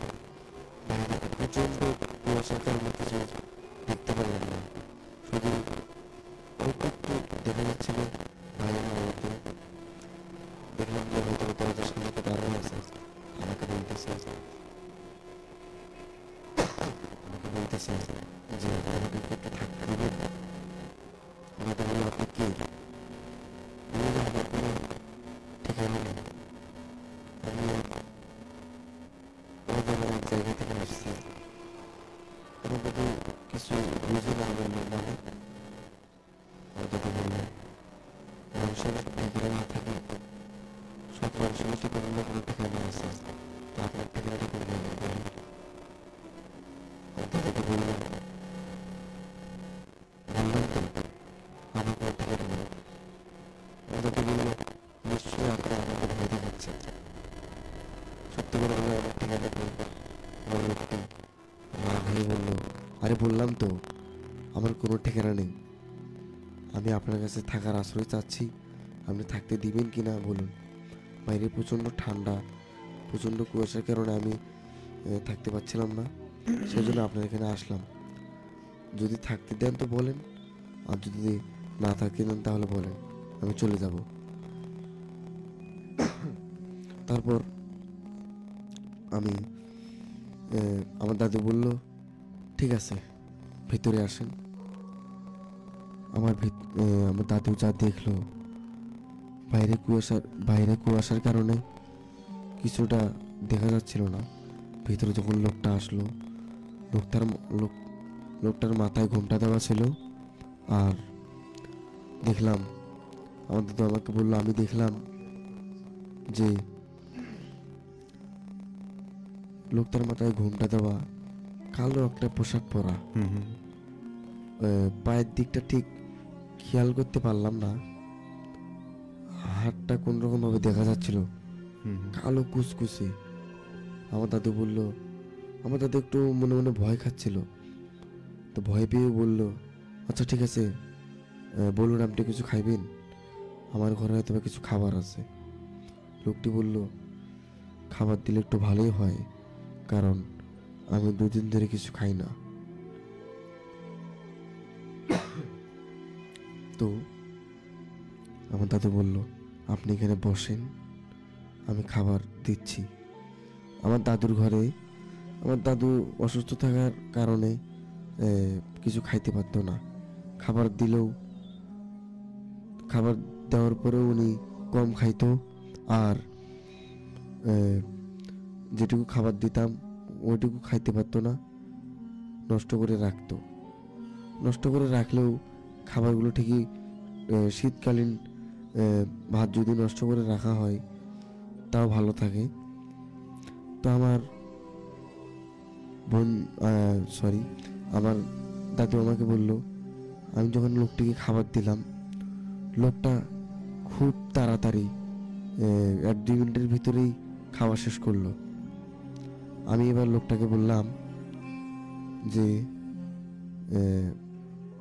আপনি কি এখানে আশেপাশে থাকেন? লোকটা বলল, হ্যাঁ, আমার কোনো ঠিকানা নেই, আমি আশপাশেই থাকি, বাঁশ ধারে, গাছের নিচে, গাছের উপরে সদা সর্বদাই আমার বসবাস। আমার বন্ধু হঠাৎ করে আমার বন্ধু বলল, দাদু এগুলো কি বলতেছে? আমিও বললাম, হ্যাঁ দাদু এগুলো কি বলতেছেন? লোকটার কোনো ঠিকানা নেই, আবার বাঁশের ধারে থাকে, গাছে থাকে, গাছের উপরে থাকে। আমার দাদু বলল, আমিও তো হতবাক হয়ে গেছিলাম। লোকটা আমাকে বলল যে, আমি আসলে আপনার সঙ্গে সবকিছু বলতে চাই না। আমি তো আপনাকে আগেই বলছি যে আমার কোনো ঠিকানা নেই, তো আপনি এবার ঘুমাতে যান, আমিও একটু ঘুমিয়ে নিই। আমার দাদু ঘুমোতে যাবে, ইতিমধ্যে এই লোকটি বলল, আচ্ছা আপনি একটু শুয়ে থাকেন, আমি একটু বাইরে থেকে আসতেছি। আমার দাদু বলল, কেন এত রাত্রে? রাত প্রায় 1টা বাজে। কোথায় যাবেন? তো আপনি কোথায় যাবেন? লোকটি মধ্যমন্ত্রী বয়সী ছিল, প্রায় বয়স হয়তো বা হবে 30-35 বছর, অতটা বয়স না, লম্বা চৌড়া, শরীরের দিকটা কালো কুচকুচে, মাথায় ঘোমটা দেওয়া ছিল। আমার দাদু ওটা খেয়াল করেনি। কিছুক্ষণ পর আমার দাদু আমাকে বলল যে, আমি লোকটিকে একবারও জিজ্ঞেস করিনি যে তার মাথায় ঘোমটা দেওয়া কি জন্যে। তো আমি হঠাৎ করে লোকটাকে জিজ্ঞেস করলাম, আচ্ছা ভাই, আপনার মাথায় ঘোমটা দেওয়া কেন? তখন বলল যে, ওটা আপনাকে না বললেও চলবে, আপনার না জানলেও হবে। আমি বললাম, সরি। আমার দাদু বলল, কেন, আমাকে বলা যাবে না কি জন্যে? তারপর লোকটি এই বলে আর কিছু না বলে চলে গেল বাইরে। আমার দাদু বলল, আমি একটু দেখি লোকটা কই যায়। দাদু দরজার কাছে আসলো, আসার পর দরজার কাছে গেল। ওখান থেকে দেখলো যে লোকটি হাঁটতে হাঁটতে কই যেন যাচ্ছে, কিন্তু আমি খেয়াল করলাম লোকটির পা দেখা যাচ্ছে না, ভালো মতো পা দেখা যাচ্ছে না। আমি খেয়াল করলাম লোকটি যাচ্ছে ঠিকই, মানুষ যেভাবে হাঁটে, হাঁটার সময় মনে হয় মানুষ হাঁটতেছে, আর আমি দেখলাম লোকটি সোজাই যাচ্ছে। তো আমার ঘটনার শেষের দিকে জি। লোকটা যাওয়ার পথে পিছন দিকে একবার তাকাইলো। তখন দাদু দেখলো যে তার মাথায় ঘোমটাটা ছিল না, কুয়াশার কারণে তার মাথায় চুল ছিল না, চেহারাটা কালো কুচকুচে, চোখগুলো যেন কেমন নীল। আমি বুড়ো মানুষ হলেও খুব ভয় পেয়ে গেলাম, কিছুটা মনে সাহস জাগালাম। তো আমি ওই ভাইকে ডাক দিলাম যে ভাই আপনি একটু এদিকে আসেন। বলল যে, তখনই ওই লোকটি কেমন যেন একটা অদ্ভুত রকমের হাসি দিয়ে বলল যে, আমি সহজেই কারোর সঙ্গে দেখা দিই না, আপনাকে আমার ভালো লাগছে, এই জন্য আমি আপনার সঙ্গে কিছুক্ষণ কথা বললাম। তারপর হঠাৎ করে লোকটি উধাও হয়ে গেল। একটু পরে দাদু বলল, আল্লাহই জানে আমার কপালে কি আছে। তারপর দাদু যখন ঘরে গেল, ঘরে যাওয়া ইতিমধ্যেই দরজার নিজের থেকেই লেগে গেল। তারপর দাদুর মধ্যে হঠাৎ করেই একজন সুস্থতা ভাব জাগলো, আর দাদু যখন বিছানায় শুতে যাবে তখন দেখলো খাটের তল থেকে যেন কেমন একটা আওয়াজ আসছিল যে আমি এখন থেকেই আপনার সঙ্গে থাকবো। এই বলে দাদু আর কিছু শুনতে পারলো না। তারপর আমার দাদু আমাকে বলল যে কাল রাত্রে তোমরা আমাকে ডাকছিলা কি না আমি জানি না, আর তোমরা আমাকে বাইরে নিয়ে গেছিলে আমি জানি না, শুধু তোমরা আমাকে বললা, আমি বিশ্বাস করতে পারলাম। আমি এইটুকুই জানি কাল রাত্রে যেটা দেখছিলাম সেটা আমার কখনো ভোলার মতো না, খুব ভয়ানক ছিল। তো আমার দাদু আমাকে বলল, আমার বুড়ো বয়সে জীবনের প্রথম আমার সঙ্গে এরকম একটা ঘটনা ঘটলো। এখন আমার দাদু বলল, জানি না মানুষ ছিল না অন্য কিছু ছিল নাকি জিন ছিল। এ বলে আমার দাদু আমাকে বলল, তুমি তো মাদ্রাসায় পড়াশোনা করছো, তো আমাকে একটা তাবিজ দাও না। তাই বললাম যে আমি তাবিজ দিতে পারবো না, কিন্তু পানি পড়া দিতে পারবো। আমি দাদুকে বললাম আয়রন মুক্ত পানি নিয়ে আসতে। বাড়ির একজন আয়রন মুক্ত পানি নিয়ে আসলো, বোতলে পানি পড়া দিলাম। তারপর আমার দাদুর গাটা ছেড়ে দিলাম। দাদুকে বললাম এখন থেকে আর কিছু হবে না। দাদু বলল ঠিক আছে। এই ছিল আমার ঘটনা, যদি কোনো ভুল হয়ে থাকে ক্ষমা প্রার্থী।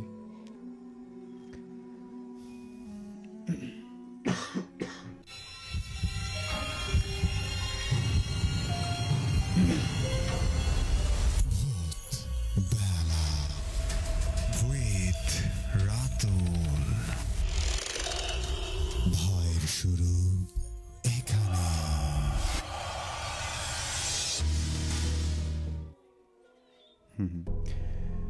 ইয়েস, ভয়ের শুরু এখানেই চলছে। ভয়ের ভূতবেলা আপনারা যেখান থেকে শুনছেন এই মুহূর্তে রেডিও সরবেলা 98.8 FM ভূতবেলা নিয়ে রাতুল আছি আপনাদের সাথে, এবং আমার সাথে রয়েছে শাহাদুল এবং আজকের অতিথিরা। তো এই মুহূর্তে আমাদেরকে যারা দেখছিলেন তারা জানাতে পারেন, বেশ লম্বা একটি ঘটনা শুনেলাম, আপনাদের কাছে এই ঘটনাটি কেমন লেগেছে বা এই ধরনের ঘটনা আপনার সঙ্গে ঘটেছে কিনা সেসব বিষয়ে কিন্তু আপনারা আমাকে জানাতে পারেন। তো এই বিষয়টা আসলে বেশ লম্বা একটা ঘটনা ছিল। ঘটনাটি সম্পূর্ণ অথেন্টিক। আপনারা যারা আমাদেরকে দেখছেন, আপনাদের কাছে কেমন লেগেছে সেই মতামতগুলো জানতে চাই। এবং এরপর যারা চান আপনার ঘটনা আমি পড়ে শোনাই, মেইল শুনতে চান, তারা চাইলে মেইল করতে পারেন। আমাদের মেইল অ্যাড্রেসটি হচ্ছে bhoot.sarabal@gmail.com। আর এর পাশাপাশি যারা স্টুডিওতে আসতে চান, আমাদের সরাসরি স্টুডিওতে এসে ঘটনা শেয়ার করতে চান, তারা চাইলে আমাদেরকে ফোন করতে পারেন এই নাম্বারে 01713484465। তো এই পর্যায়ে আমি আসলে আপনাদের কথাবার্তাগুলো ফিরতে চাই। তো এই মুহূর্তে আমি দেখতে পাচ্ছি অনেকেই আমাদের সাথে যুক্ত হয়েছেন। সাব্বির হোসেন লিখেছেন তিনদহ বাজার থেকে, ফারদিন মাহি ছিলেন আমাদের সাথে, রঞ্জুল লিখেছিলেন আমাদেরকে সাথে আছে তোমাদের সঙ্গে, লিখেছেন আরিফ নাহিদ সাদুল ভাইয়ের পেছনে, আচ্ছা আচ্ছা, হাসিবুর রহমান হাসান লিখেছেন সবাই যুক্ত হয়ে যান ইনশাল্লাহ। লিখেছেন আমাদেরকে ভূতবেলার ভৌতিক অভিজ্ঞতা সত্যি অসাধারণ, অনেক অনেক শুভেচ্ছা রাতুল ভাইয়া। সাব্বির হোসেন আমাদেরকে জানিয়েছেন। আচ্ছা, আরিফ নাহিদ আমাকে প্রশ্ন করেছেন, ভাই আপনার ভয় লাগে না? জি, মাঝে মধ্যে ভয় লাগে, আবার খুব একটা ভয় এই মুহূর্তে লাগে না, এখন আর লাগে না, এই কথাটি আমি স্পষ্ট করে বলতে চাই। লিখেছেন আমাদেরকে আননোন লিখেছেন ভাইয়া আমি চুনিয়াকান্দি থেকে সাথে আছি, চালিয়ে যান। এরপর ছিলেন আমাদের সাথে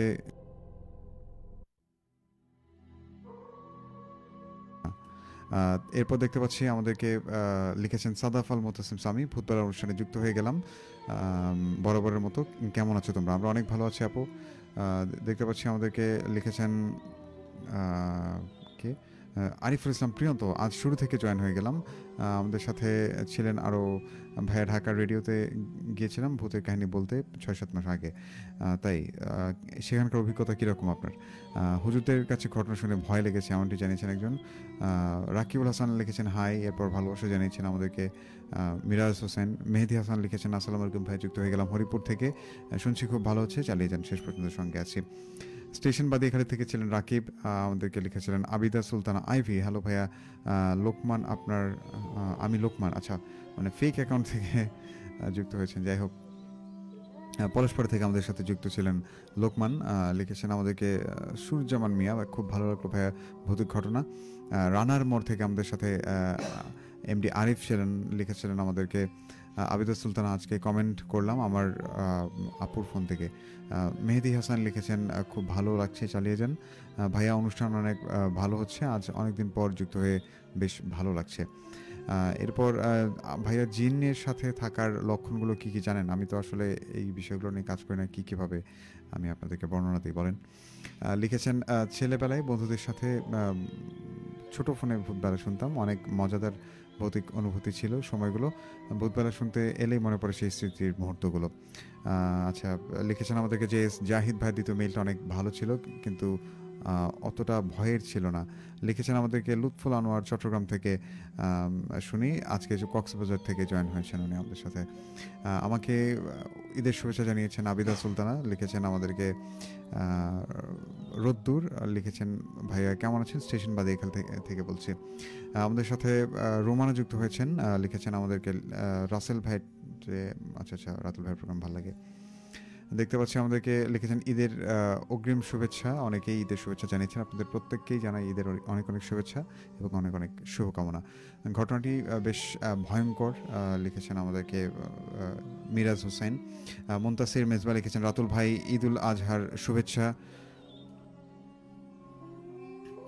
লিখেছেন আমাদেরকে ইউসিসি আসিফ ভাই, আচ্ছা আচ্ছা, লিখেছেন পাপ্পু শেখ ভাই, কিছুক্ষণ আগে সাউন্ডের সমস্যা হয়েছিল, তো আসলে এখন আশা করি ঠিক হয়ে গেছে, অনেকেই জানিয়েছিলেন।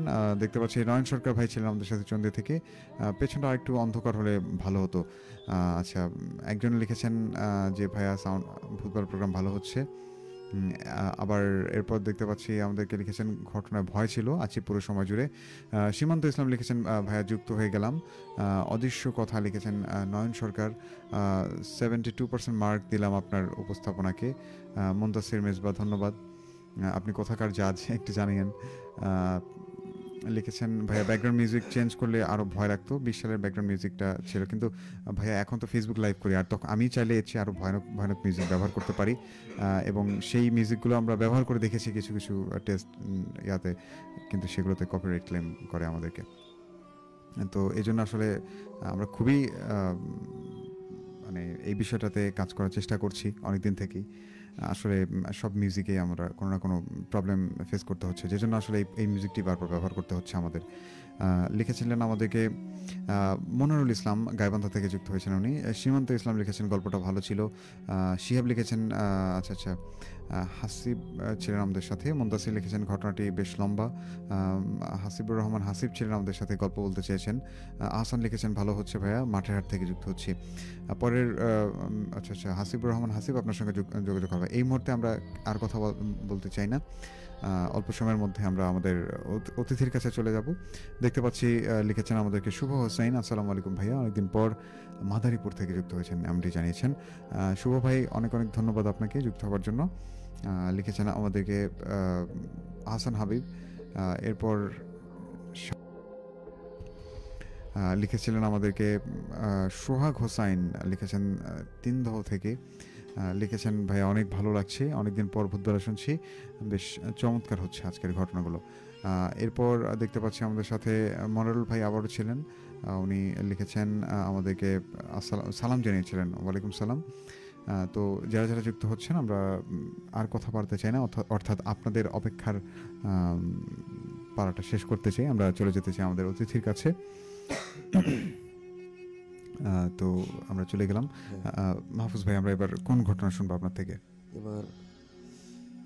এবার যে ঘটনাটা বলবো, আমার ওই বললাম ছোট ভাইয়ের সঙ্গে ঘটে যাওয়া। তো আমার নিজের ছোট ভাই না, এলাকার পাড়া প্রতিবেশী হিসেবে ছোট ভাই হয়। তো ও ছোট হিসেবে আমাকে বলছে যে আমি তো রেডিও সারাবেলায় গিয়ে ঘটনা বলতে পারবো না, তুমি আমার হয়ে একটু ঘটনাটা বললে ভালো হতো। আমি বললাম ঠিক আছে, আমি তো রেডিও সারাবেলায় যাই। তারপর বললাম যে তুমি কোনো চিন্তা করো না, আমি যদি কোনোদিন রেডিও সারাবেলায় যাই তবে তোমার ঘটনাটা বলার চেষ্টা করব। তো ঘটনাটা হচ্ছে এই রোজার ঈদের, তখন রোজার সময় কিছুদিন ঠান্ডা ছিল, ঠান্ডা ঠান্ডা অনুভব ছিল, আবহাওয়া ছিল। আমার ছোট ভাইটা বাড়ি আমাদের গ্রামেই। আমি ওর সঙ্গেই চলাফেরা করি, বেশ ওর সঙ্গে আমার চলাফেরা হয় সব সময়। একসঙ্গে আমরা লেখাপড়া করছি, ও হাফেজ হয়েছি, আমিও হাফেজ হয়েছি। তো ওর বাড়ির সামনে একটা বাঁশের ঝাড় আছে, ঝোপ জঙ্গল আছে। আমাকে যেভাবে বলছে আমি সেইভাবে বলার চেষ্টা করতেছি। তো আমাকে বলছে ওর নাকি খুব ভয় করে রাত করে। তো হঠাৎ একদিন ওদের পরিবারের সমস্যার কারণে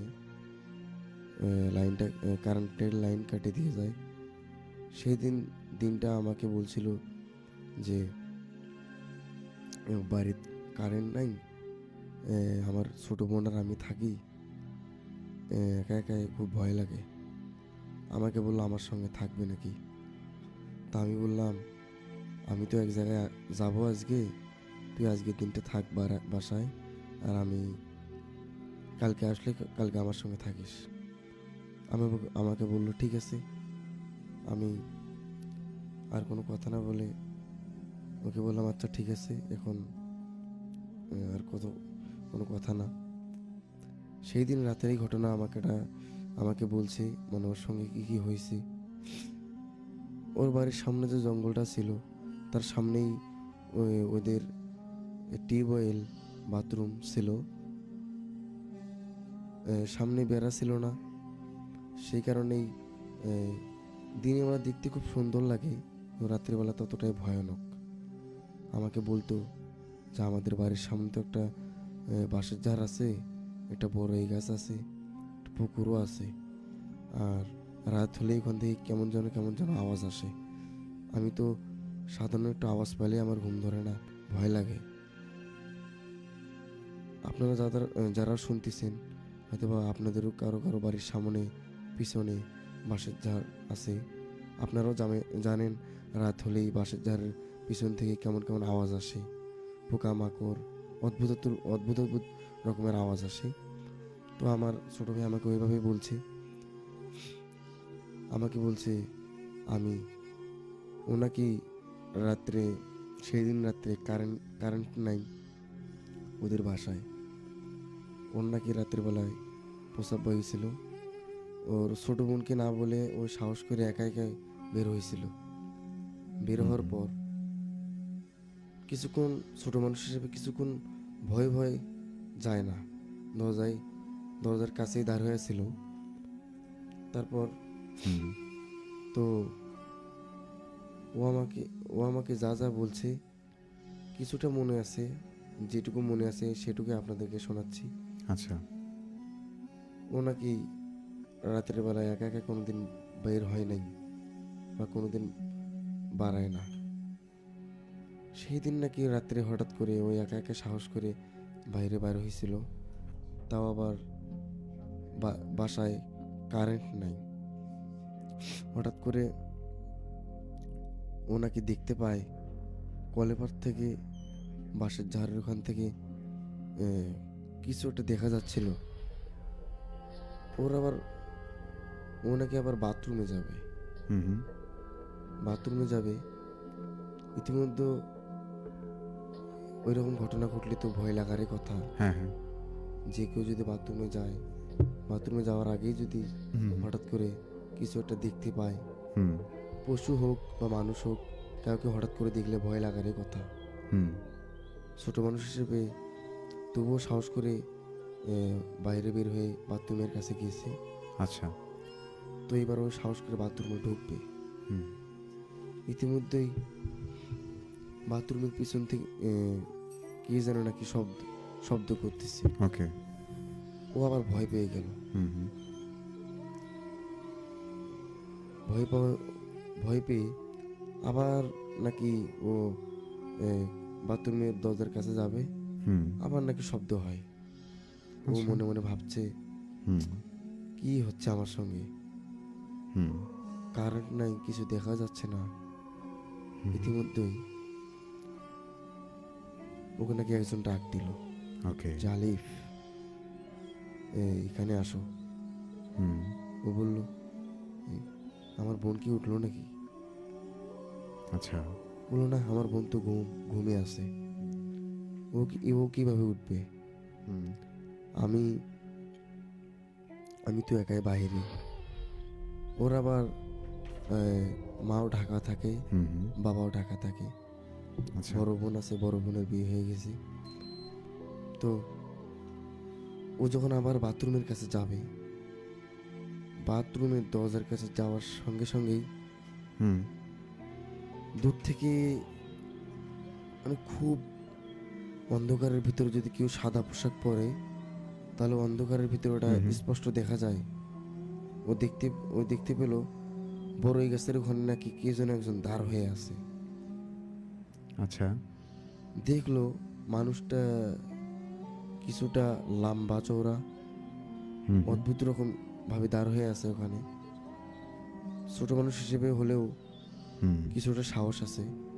মাদ্রাসায় পড়া, কারণ ও মাদ্রাসায় পড়ে দোয়া দুরুদ জানে, এজন্যই ও একটু এগিয়ে যেয়ে বললো, ওখানে কে? যখন কথাটা বললো কোনো সারা শব্দ নেই। আচ্ছা। আবার যখন মনে মনে ভাবলো হয়তো আমার মনের ভুল, ভয়ে ভয়ে এমনি অনুভব করছিলাম, আবার একটা আওয়াজ আসলো পিছন দিক থেকে। মনে হয় খুব প্রচন্ড মাত্র, মানে আমাকে বলছে নাকি বলে গরমের ভাব আসছিল। আচ্ছা। আর পিছন দিক থেকে নাকি অনেক রকমের আওয়াজ আসছিল, যেমন পিছন দিক থেকে গাড়ির আওয়াজ, বাঘের গর্জন, সিংহের গর্জন, এরকম নাকি আওয়াজ আসছিল। ও বললো, আমাদের বাড়ির আশপাশে অনেক দোকান আছে, মনে হয় কেউ ছবি দেখতেছে জোরে সাউন্ড দিয়ে। আবার ভয়ও লাগতেছে। আমাকে যখন কথাগুলো বলছে আমারও কিছুটা ভয় লাগছে, কারণ আমি যেখানে থাকি একটা কবরস্থান, 2 তলা মসজিদ। ওকে। দিনের বেলা দেখতে যতটাই সুন্দর, হুম হুম। রাত্রে ততটাই ভয়ানক লাগে। কিন্তু কবরস্থানে কিছু হয় না। কবরস্থান আসলেই পবিত্র জায়গা। হুম। মসজিদ আরও পবিত্র জায়গা, জি। কারণ মসজিদে থাকলে কোনো ভয় নেই।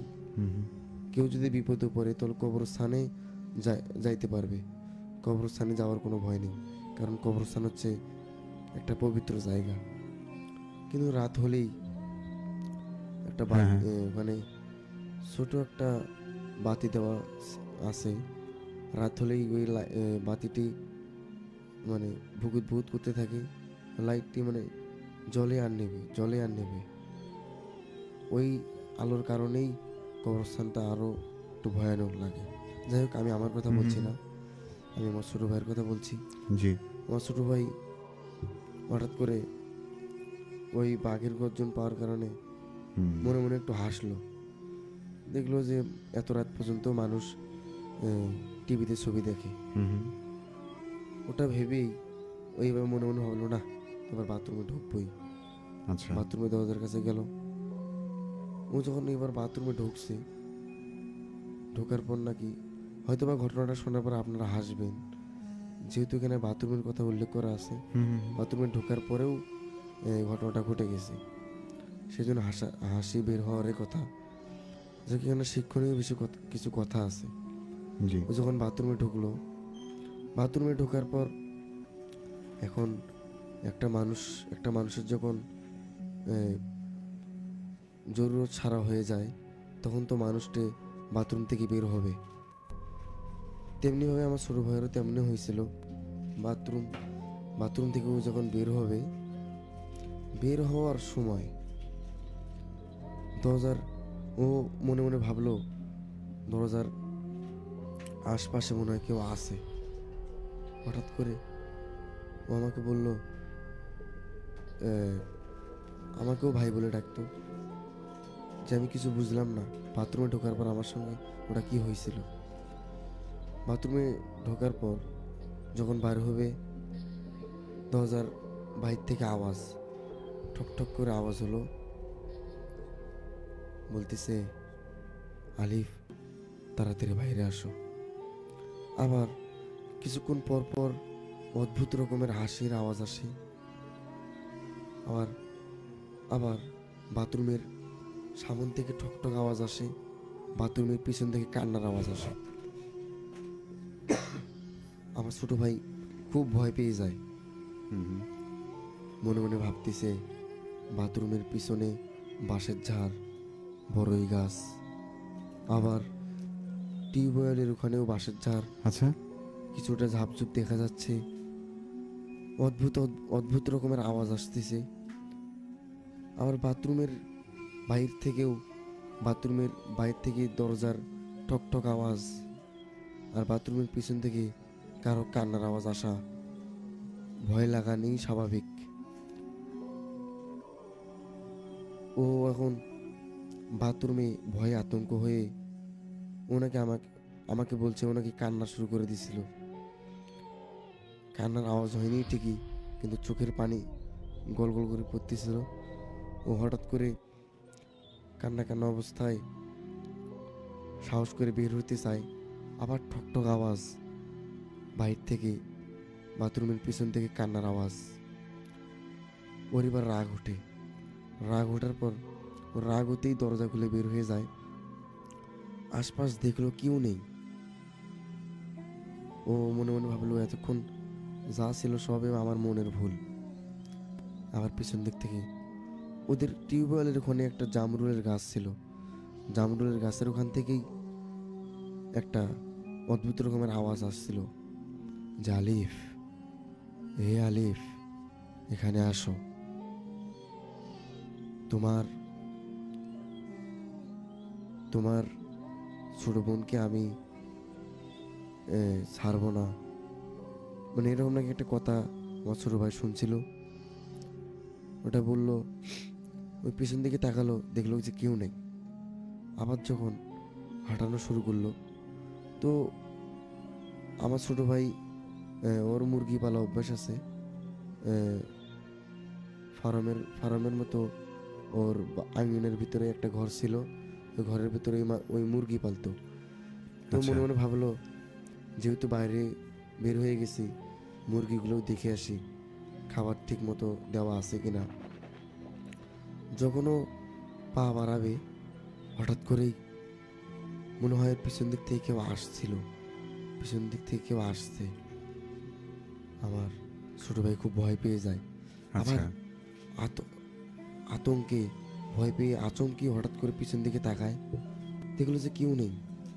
আবার যখন সামনের দিকে আগোবে মনে হচ্ছে আবার পিছন দিক থেকে কেউ পিছনে পিছনে আসছিল, হাঁটার আওয়াজ পাচ্ছিল।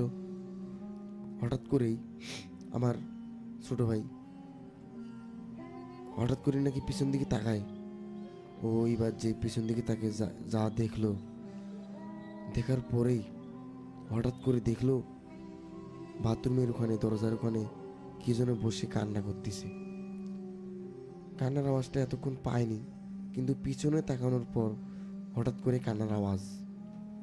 আমার ছোট ভাই ভয়ে ভয়ে সামনের দিকে এগোতে লাগলো। এবার বলল যে কে আপনি? যখনই আমার ছোট ভাইয়ের দিকে তাকাইছে, আমার ছোট ভাই নাকি জোরে একটা চিৎকার দিয়ে ভয়ে অজ্ঞান হয়ে গেছে। আচ্ছা। তখনই তার ছোট বোন লাইট নিয়ে তখন নাকি আমার ছোট ভাই আমাকে বলল, তারপর কি হয়েছিল আমি জানি না, কিন্তু আমি যখন জাগনা পাইলাম জি। তখন দেখলাম আমি ওখানে, আমার ছোট বোন আমার সঙ্গে দাঁড় হয়ে আছে। আমি বললো, এই তুই এত রাতের বাইরে কেন, কি হয়েছে তোর? পরে আমার ছোট ভাই নাকি ওর বোনকে ঘরে নিয়ে সব কিছু খুলে বলল যে আমি এরকম বাথরুমে গেছিলাম, বাথরুমে যাওয়ার আগ দিয়েও এরকম ঘটনা, বাথরুমে ঢোকার পরেও বাথরুমের পিছন দিক থেকে কান্নার আওয়াজ, অদ্ভুত রকমের হাসার আওয়াজ, ওকে। বড়ই গাছ থেকে ডাকার আওয়াজ। আমার টিউবওয়েলের ওখান থেকে কাউকে যখন দেখা যায়, আমি যখন আবার আমার রুমের কাছে আমার মুরগিগুলোকে দেখার জন্য যাচ্ছিলাম, তখনই আবার দেখা যায় যে আমি একজনকে দেখতে পেলাম, ভয়ঙ্কর, মুখে কাটা কাটা দাগ, আর চোখগুলো ছিল নীল। মানে কি বলবো, আমিও বিশ্বাস করতে পারিনি। আমাকেও বলছে তুমি বিশ্বাস করলে করো, না করলে নাই। তা আমি ছোট মানুষ হিসেবে ছোট মানুষের কথা আমি ফেলাইনি, ভাবলাম হয়তো বা সত্যি ঘটনাই। তারপর বলল, আমি ওটা দেখে অজ্ঞান হয়ে পড়ে গেছিলাম। তার পরের দিনে নাকি ও ছোট বোনের সঙ্গে এরকম একই ঘটনা। ও ছোট বোন নাকি বার হয়েছিল ঈশান নামাজের পর, প্রায় ঈশান নামাজের পরে ওরা খাওয়া দাওয়া করে ঘুমাইতে যাওয়ার পরে ওরা রুমে, ছোট ভাই ঘুমানোর পর ছোট বোন জাগনায় ছিল। হঠাৎ করে নাকি জ্বালানায় ঠকঠকানি আওয়াজ, আবার বাইর থেকে অদ্ভুত কান্নার আওয়াজ, আবার কোনো সময় হাসছে, কোনো সময় কান্না করতেছে, আবার কোনো সময় ডাকতেছে, কোনো সময় ডাক দিচ্ছে, আবার কোনো সময় হঠাৎ করে মনে হয় হাঁটার আওয়াজ। ওই রকম আওয়াজ শুনে আমার ছোট ভাইয়ের বোন খুব ভয় পেয়ে যায়। আচ্ছা। তারপরের দিন আমাকেও ও এসব বলছে। আমি আসার পর আমি বলছিলাম সমস্যা নেই, ওর বাবাও ঢাকা থেকে আসবে। তারপর আমার ছোট ভাই আমার সঙ্গে থাকা শুরু করে। ওর ছোট বোন আরেক জায়গায়, আমার এক আম্মার সঙ্গে থাকে। আচ্ছা। জি। ছোট ভাই, আমি বললাম যে সমস্যা নাই, ভয় পাস না, একা একা কারোর সঙ্গে থাকার দরকার নেই, একা একা কোনো জায়গায় যাওয়ারও দরকার নেই, যখন যেটা দরকার হবে আমাকে বলবি। জি। এই ছিল আমার ছোট ঘটনা, ভুলভ্রান্তি হলে মাফ চাই। Thank you so much. আমরা শুনলাম মাহফুজ ভাইয়ের কাছে চমৎকার একটি ঘটনা। আমরা সময় এবং সুযোগ হলে আরেকবার তার কাছে ফিরবো, কারণ আমার হাতে ছোট্ট একটি মেইল রয়েছে। আমি খুব বেশি কথা বাড়াবো না, আমি অল্প সময়ের মধ্যে জাস্ট মেইলটা পড়বো এবং মেইল শেষে আপনাদের কথাবার্তাগুলো পড়ে আবার মাহফুজ ভাইয়ের কাছে ফিরবো।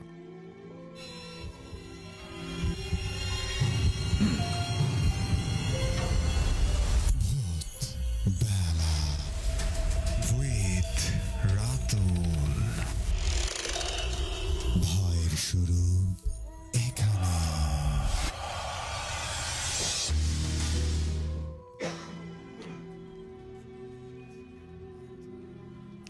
আসসালামু আলাইকুম রাতুল ভাই। আজকে আমি আমার প্রথম ঘটনা নিয়ে হাজির হলাম রেডিও সারাবেলায়।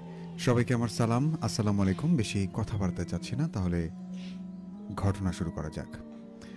আজকে আমি যে ঘটনাটি আপনাদের মাঝে উপস্থাপন করব সেটা আমার নিজের সঙ্গে ঘটে যাওয়া একটি বাস্তব ঘটনা। আমার নাম তানভীর, আর আমার চাচাতো ভাইয়ের নাম শাকিল। শাকিল আমার থেকে 12 থেকে 13 বছরের বড়। শাকিল বেশ কবিরাজি শেখায় বেশ পারদর্শী ছিল, অর্থাৎ অনেক আগ্রহী ছিল। বড় ভাই অনেক সময় কবিরাজি কাজের জন্য বাইরে যেত, বাসায় ফিরতে অনেক রাত হতো।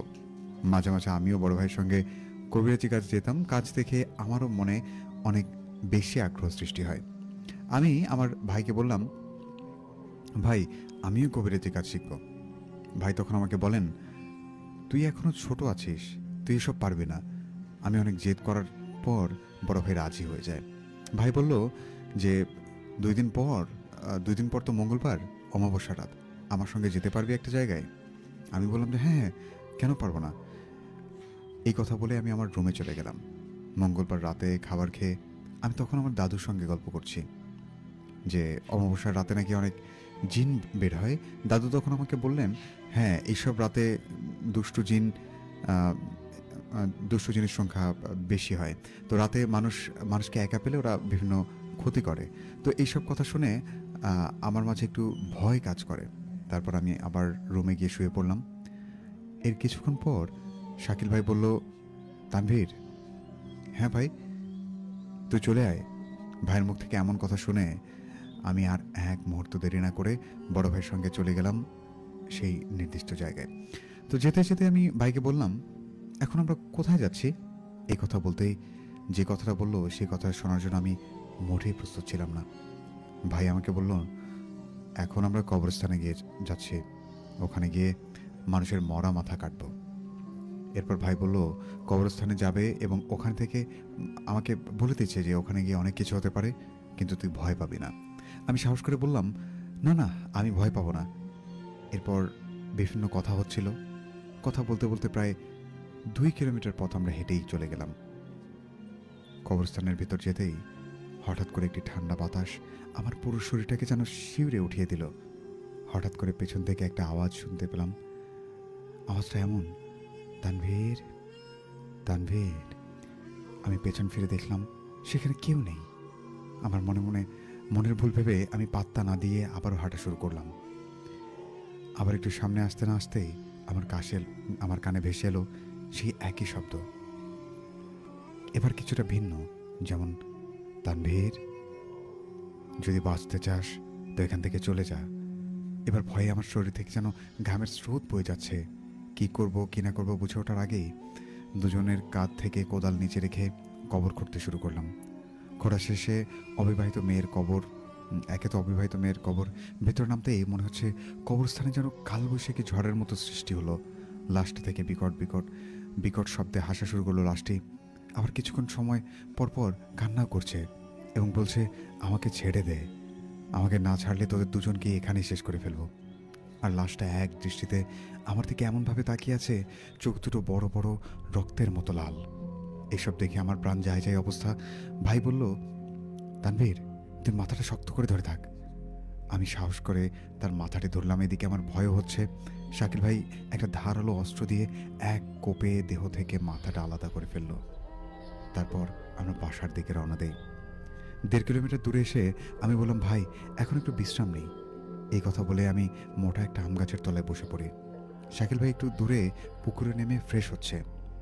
আমার কাছ থেকে প্রায় 2 থেকে 3 হাত পাশে একটা কাটা মাথা, বিভৎস চেহারা আমার দিকে তাকিয়ে আছে মনে হচ্ছে। মাথাটা আমাকে ছিঁড়ে খুবড়ে খুবড়ে খাবে। এরকম অবস্থা দেখে আমি প্রচণ্ড ভয় পাচ্ছি। আমার কথা বলার শক্তি পর্যন্ত পাচ্ছি না। হঠাৎ করে মাথাটা আওয়াজ করে বলে উঠল, এখন তোকে কে বাঁচাবে? এই কথা বলছে আর হাসছে। বিশ্বাস করেন রাতুল ভাই, সেই সময় আমি কি করব কি না করব কিছু বুঝতে পারছি না। কোনো কিছু চিন্তা না করে দৌড় দিতে লাগলাম। ওই কাটা মাথাটা আমার পেছন থেকে বলছে, তানভীর, তোকে কে বাঁচাবে? মাথাটা লাফিয়ে লাফিয়ে আমার পেছন পেছন আসছে। এমন সময় আমি পেছনে ফিরে তাকাতেই দেখতে পাই এক লাফ দিয়ে আমার শরীরের ওপর কাটা মাথাটা উঠে এসেছে। আমি দিশেহারা হয়ে ওই জায়গায় সেন্সলেস হয়ে পড়ে যাই। পরে আবিষ্কার করি আমি আমার রুমে। ভয়ে আমার 5 দিন জ্বর ছিল। এরপর শাকির ভাই আমার শরীরটা বন্ধ করে দেয়। এরপর আমি সুস্থ হয়ে যাই। এই ছিল আমার জীবনে ঘটে যাওয়া ঘটনা।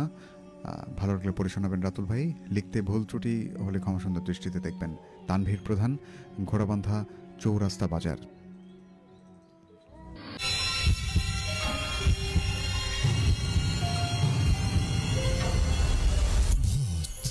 বেলা উইথ রাতুল।